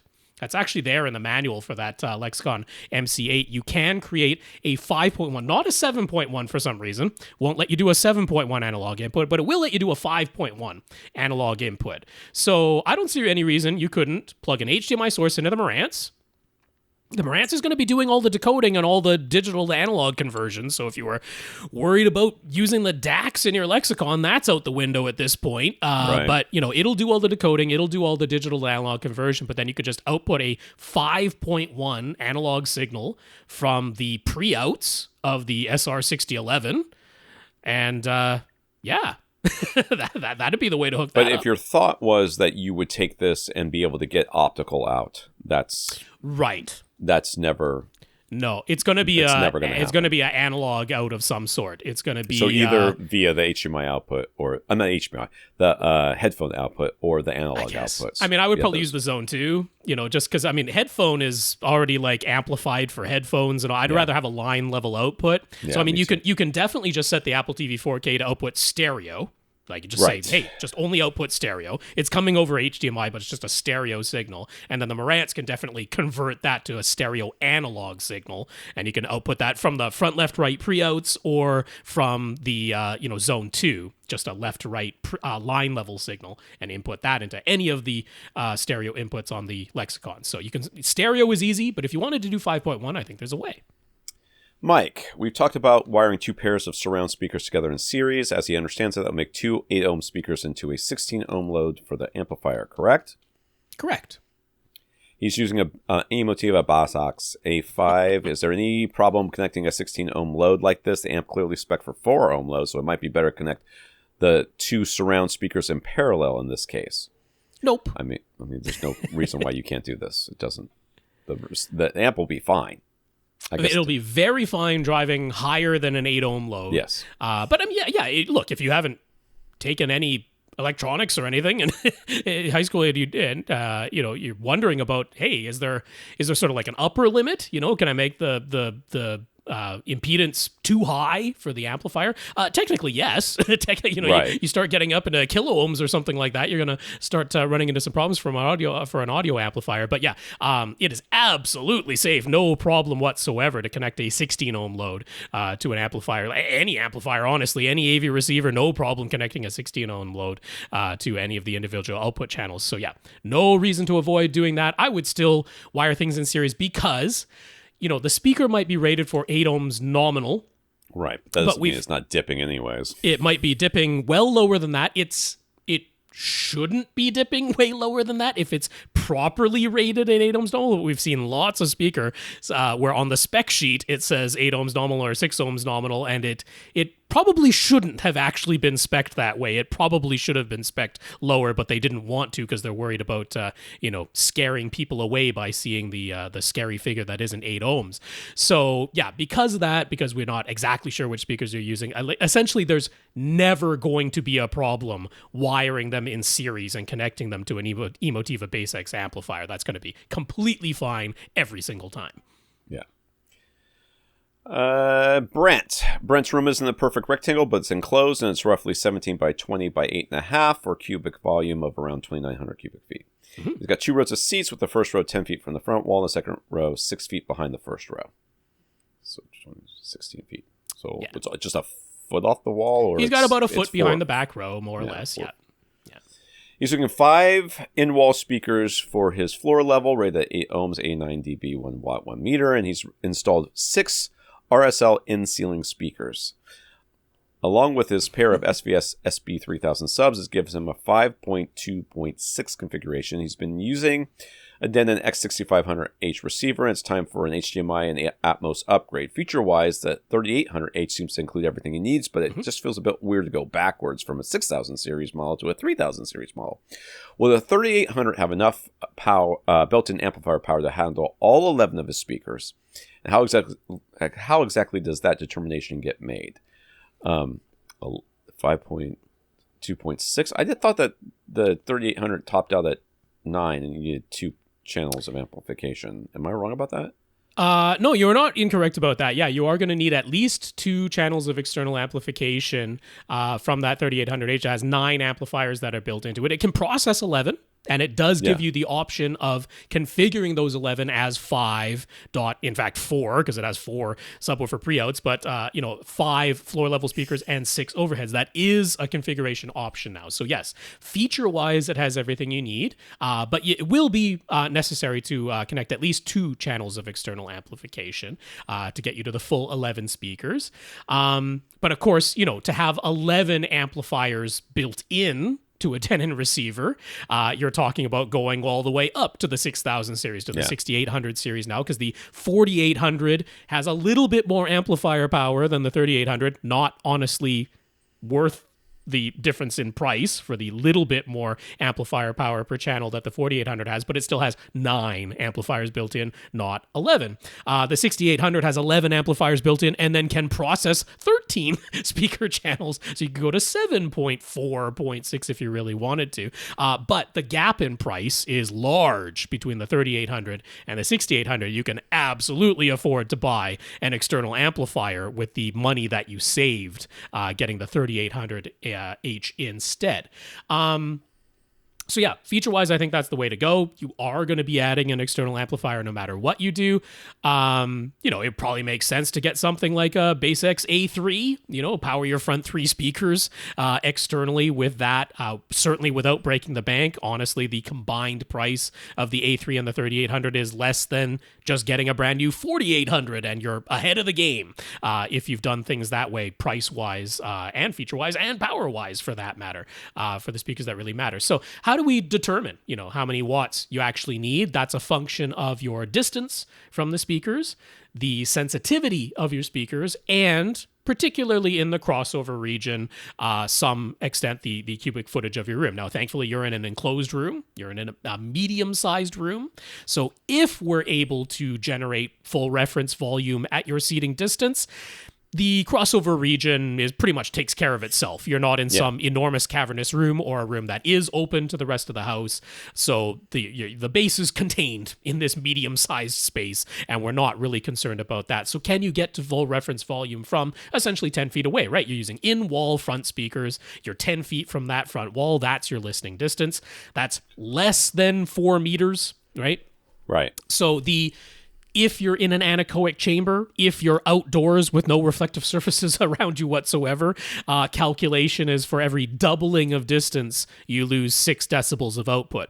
But in a room, you don't lose 6 decibels of output every time you double your distance from the speaker. It's less than that. And honestly, in a setup like yours, it's going to be maybe 4 decibels for every doubling of distance.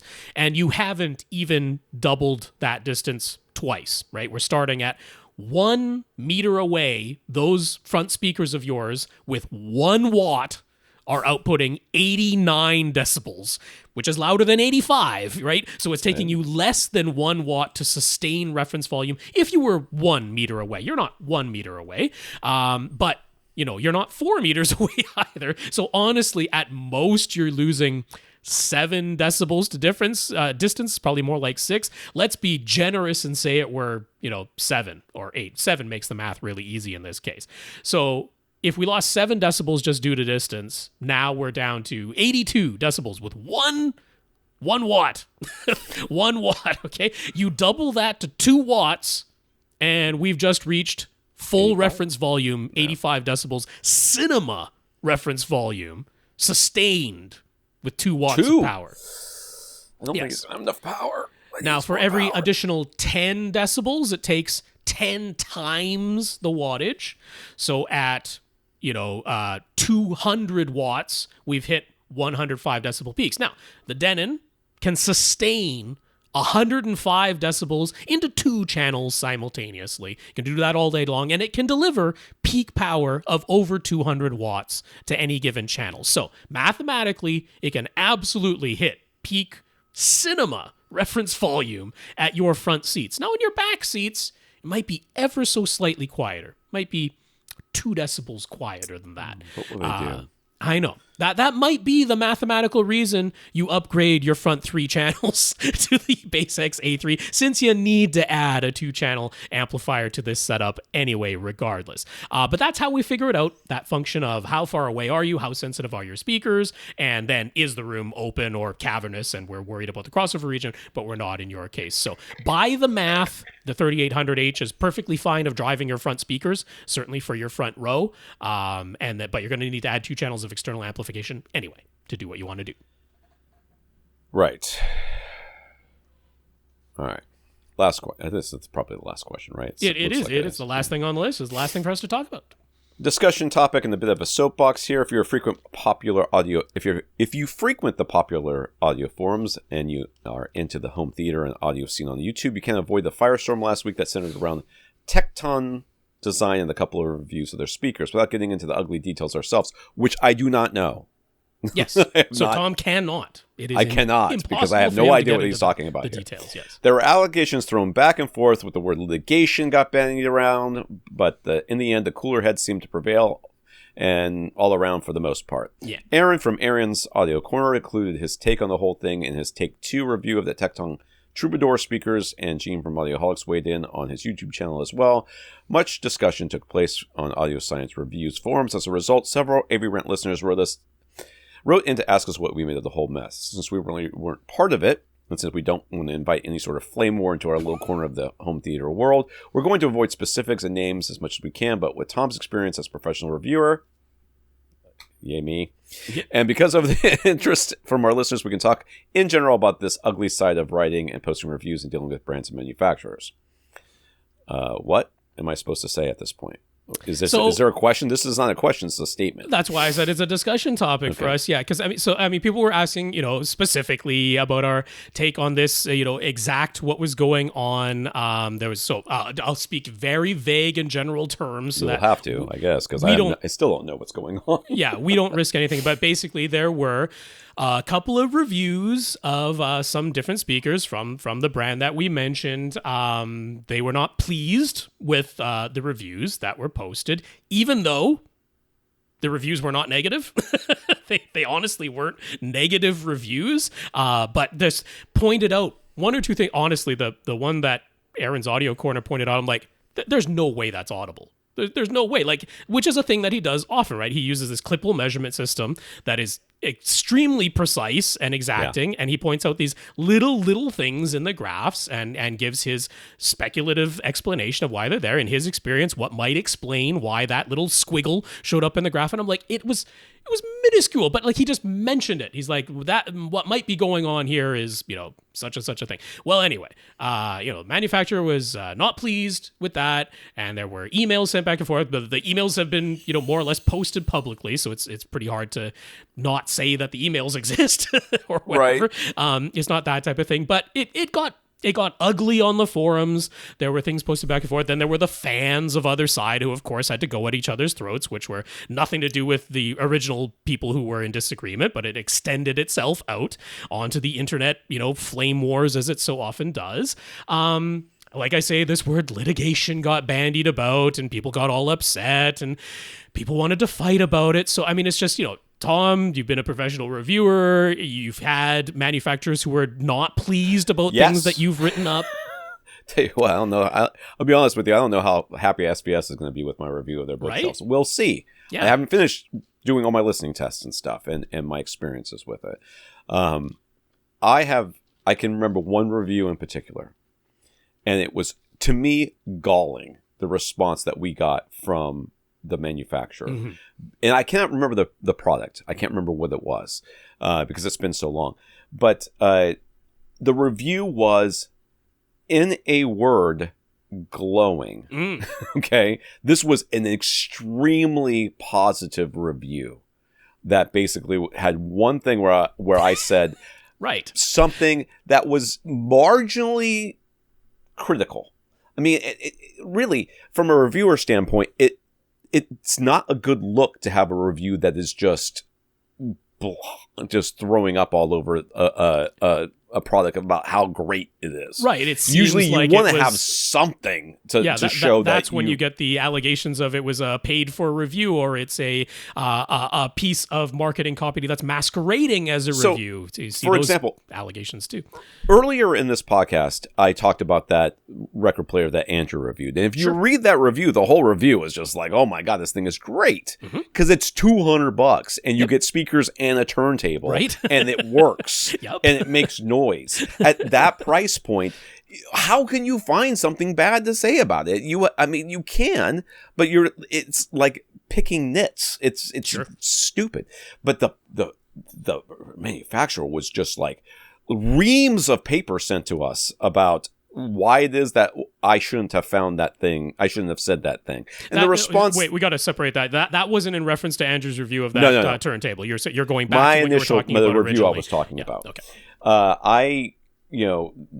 They said, were like, I can't believe that that he said this, and this is all the reasons why it's not right, and we think that he should go back and listen to this and do that and do this. And Clint responded back and said, yeah, he's not doing any of that.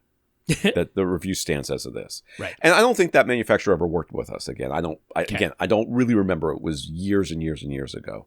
And this is when you were working at Audioholics. It was. And even though Audioholics has never been like some kind of, $1 billion company or whatever, like you at the time at least had the backing of yes, a name, right? It wasn't just you doing it. Yes. It wasn't just Tom reviewing this thing. So I can feel for the people who are like, it's just their channel. It's just them. Yes. They're not part of some larger company. And a manufacturer says, not only are we displeased with this review and here's what we think you did wrong, like if you don't take it down or you don't change it to our liking, we're gonna sue you, or at least that's if not. I mean, it was a pretty direct, like, the word litigation was right there in the email. It's pretty hard to deny that it was said. But I mean, even if it's veiled, even if it's a veiled, implied threat of a lawsuit, like, yeah, well, yeah. So I mean, just what are your feelings on that? Like, I don't know how close you've ever come personally to that experience, but people throw around that word a lot, right? Well, because here's the thing: anybody in the United States, anyway, anybody can sue anybody else for anything. Like, you can do it now if it's found to be completely baseless and frivolous, it'll get tossed out very quickly. But you can do the suit. Like, there's no stopping anybody from suing anybody. And it still costs you money to defend yourself. Money. So that's right. That's a real concern. Yes, and then you have to, like, countersue for legal expenses because a frivolous suit was bought. But that's time and that's mental energy of nothing else, and it's money in the meantime that you then have to try to recoup from a countersuit for something that never should have happened to you in the first place. Yeah, it's a mess. It is a bit of a mess, and the correct. So there's two ways you can go about it. You know, from my perspective, as a reviewer, what it sounds like they did was like, hey, you guys are going to make these, you know, these threats. We're going to make it all public, which is fine. To me, I think that's fine. If you have there's no expectation of privacy in this whole thing. If you're going to send emails to me, you know, you better make sure that what you're saying, you're fine shouting in the middle of the internet, because that's theoretically what's going to happen. Yes. The other side, of course, is just to say, you know what, fine, I'll take the review down. I don't care. It's you know, and I'll never work with you again. Yeah. I prefer the former, simply because even though you still open yourself up to that potential lawsuit, there's nothing that says that they wouldn't sue you anyways, because whatever was on the internet is still there. Yep. You can still access it through the Wayback Machine or whatever you want to do. Yep. Somebody will have screenshot it. It's still there. Taken a screen grab. Exactly. Yes. So there's no reason for you to take it down, because it's already there. Don't worry about that. And to make it public is fine. I mean, companies like that, they invariably flame out in some way or shape or form. Seems like. And because they can't control themselves. They have the mentality of a 3-year-old. I'm going to take my ball and go home, you know, and you better not, you know, my daddy can beat up your daddy sort of thing. So I work with a lot of different companies, and, you know, especially in a situation like this, I would have done exactly what they did, which is, I don't know what happened behind the scenes, but my response would have been, listen, you guys are overreacting to this review. You know, I'm always happy that people are like, oh my God, they're sending you free products and they're paying for your review. I will give you $10 to take it back, because I do not need any more stuff in my house. Yeah. There's too much crap here. You know, my wife's mad about it. Everybody's mad about it. Just take it back. Take all of it back, as far as I'm concerned. And I have no expectation to keep any of this stuff. So that's certainly not part of this deal. You know, you're not buying my review, and you don't get to tell me what I'm going to put up here. Yeah. And I will, you know, so that's gone. If you guys are going to pursue this and you guys are going to react this way, first of all, I am never going to work with you again, which you may not care about, and that's fine. And second of all, I'm posting all this crap online. So if you don't want this to go online, if you do not want me to start posting this to all the forums and everything else, then I would ask you to go ahead and let me know that you're retracting this threat that you've done against me. And, you know, chances are they're not going to. I mean, that's just the unfortunately the way of the world right now. Some people get very butthurt. Let me tell you, as a person, this is what I do, okay? Because I've done it a lot. Just like everybody else, I get bent out of shape when certain people say certain things to me, okay? And if I think I've been treated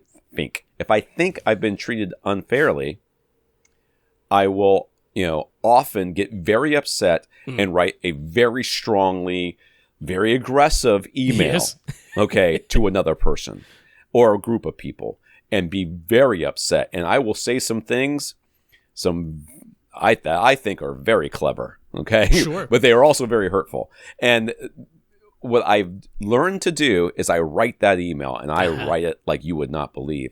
And then I turn my computer off. Right. You don't actually hit send, or as many people this past week did, copy, paste it, and post it on a forum before take a moment to think. So I let it sit for a minimum of 24, but usually closer to 48 or 72 hours. Just let it sit. I mean, this sounds like something that came about from experience of someone who's a little older than 12 years old type of thing. You would, yes.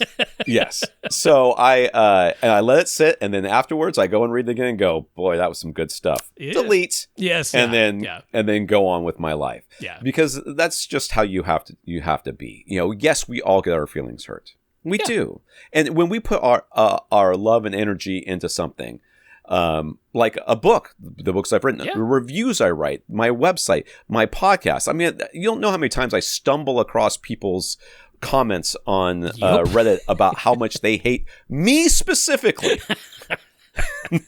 They love the podcast. They love Rob, but that Tom guy, he's insufferable. And then, of course, I only notice the ones where they don't like me because that's human nature. That's the way that goes, right? And I get another thing and another thing. Right. And then I just, it's just not worth it. It's not worth it. People have asked sometimes, very directly to me, like I have had offers to review things. It's not like I've never been offered to review things, and I don't want to do it. I don't want to do it because even you never know, right? Like something like this, I just don't want to deal with it. I never wanted to do this as more than I do it for my own enjoyment more than anything else. Yes. And it's like, I feel perfectly comfortable at any moment. I don't want to, but at any moment I could just walk away. I can just walk away. No consequences really. I'd be sad. I don't want to do that, but I could. I've left myself that opportunity, that opening, that out if I ever need to take it. Whereas if I start, professionally reviewing stuff, it's like, it's not as easy to extricate yourself once you get it. And I just don't want to deal with it. So what Rob is actually talking about is a phenomenon I've experienced tons in this industry. And it is, if you let somebody do something for free, they will do it forever. They love it. It is a hobby. It's their passion. They love it. You give them a single dollar for doing it, and it's now work, and they don't want to do it anymore. Yeah, it's me. That's me to a T. That's so Rob is very, very smart. He is being very smart about that because it is very hard to do. Like people are like, oh, you must love it's just like playing all day with speakers and blah, blah. It sucks sometimes. It is a pain in the butt. My family hates it. Yeah. I have to carve out a bunch of time to sit there and listen to the same stupid snippets of stupid songs I've been listening to for literally decades because I know exactly what to listen to in those songs. I'm just like, it's tedium at its finest sometimes to do this job. And I understand people not wanting to do it. And Rob's being very smart about it, not wanting to it's the only reason I'm still here on AVRant all these years later. If it had ever become an actual profession with consequences, with things outside of it just being fun for me, I wouldn't have been here this long. I know that. Let's just segue very quickly to the mass YouTube exodus we saw at the beginning of the year. Right. Okay, we've talked a little bit about it. But some very well-established, long-running channels that people really, really loved. Yeah. Yeah, they left. And one of the things people who were insiders to that were talking about was when you are building your channel is about hope. Sure. You hope to get more viewers. You hope to get more likes. You hope to get more engagement. And at some point, you reach a level of success where you are now making money, and your channel stops being about hope and starts being about fear. Fear of losing engagement, fear of losing subscribers, fear of losing likes, and not getting enough to make enough money so that you can pay your bills. Right. And when you get to that point, you live in that fear, that stress for so long. Somebody comes along and says, I will give you a paycheck that is guaranteed and you can come over here and do the same thing you're doing, but you don't have to have that fear anymore because I am taking on the fear because I have this whole company that I'm dealing with. And suddenly these people start leaving and you're like, where are they going? They're fleeing that fear. And what Rob's talking about is the same thing. You take the joy of playing with new equipment, which you never get to do normally, and turning it into a job of playing with new equipment, which now you do not want to do. So yes, reviewing can be hard. Dealing with manufacturers can be hard. A grind. It can absolutely be a grind. And you do sometimes have to deal with absolutely insane people. Right. You know, I have done reviews, and one of the things I don't understand is how the audiophile reviewer continues to get products, because every product is better than the product that they had. It sure seems that way, yes. So every time, how many veils could there have been when they started? Because every single one lifted a veil. That's right. So I don't understand how they do that, because I do A/B a little bit. Sure. But one of the things that we quickly realized when we were doing shootouts and that sort of stuff, nobody likes them. Nobody wants their product to be in the shootout. Right. They want them to be in gift guides. Gift guides, everybody loves everything. Yeah. Gift guides are great. Yeah. But they hate their products to be in the shootout because there has to be a winner, which means everybody else loses. Yeah. So a lot of times you'll find like lots of hedging and these sorts of things. Sure. It's a crappy situation. The manufacturer is clearly, they love their product. They put their heart and soul into it. And somebody said something we never know what is personally going on in either side's life as well, and like you say, sometimes you write that email snap thing and you hit send before you took that moment to think about it. And later on you go, probably shouldn't have said that. But in the meantime, maybe you got defensive, maybe it can snowball very quickly when it wasn't really intended to be that way. So I want to be a little forgiving on every side. Yeah, and many times what happens is, the review comes out. I like to put my reviews out on Friday, so it's sitting there on the front page for the entire weekend. So it goes out on Friday. Somebody at the manufacturer sees it after having a couple of post-work beverages, gets butthurt, and then fires off a quick email from their iPhone from the bar. Yeah, and now they have to kind of deal with it. I mean, I have seen lots of things go south that way. So yes.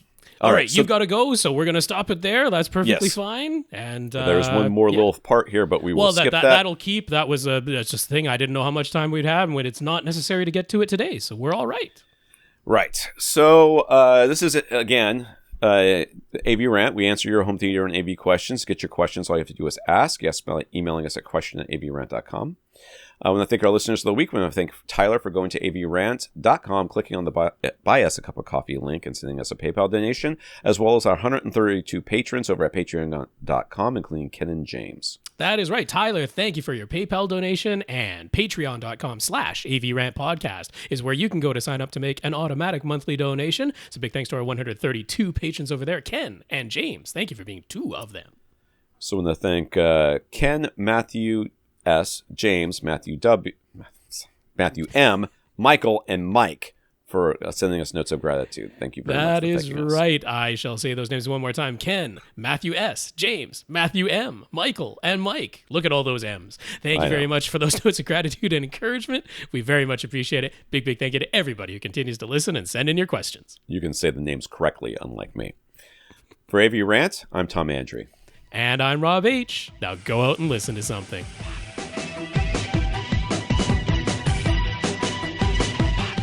Want your question answered? Send it to question@avrant.com.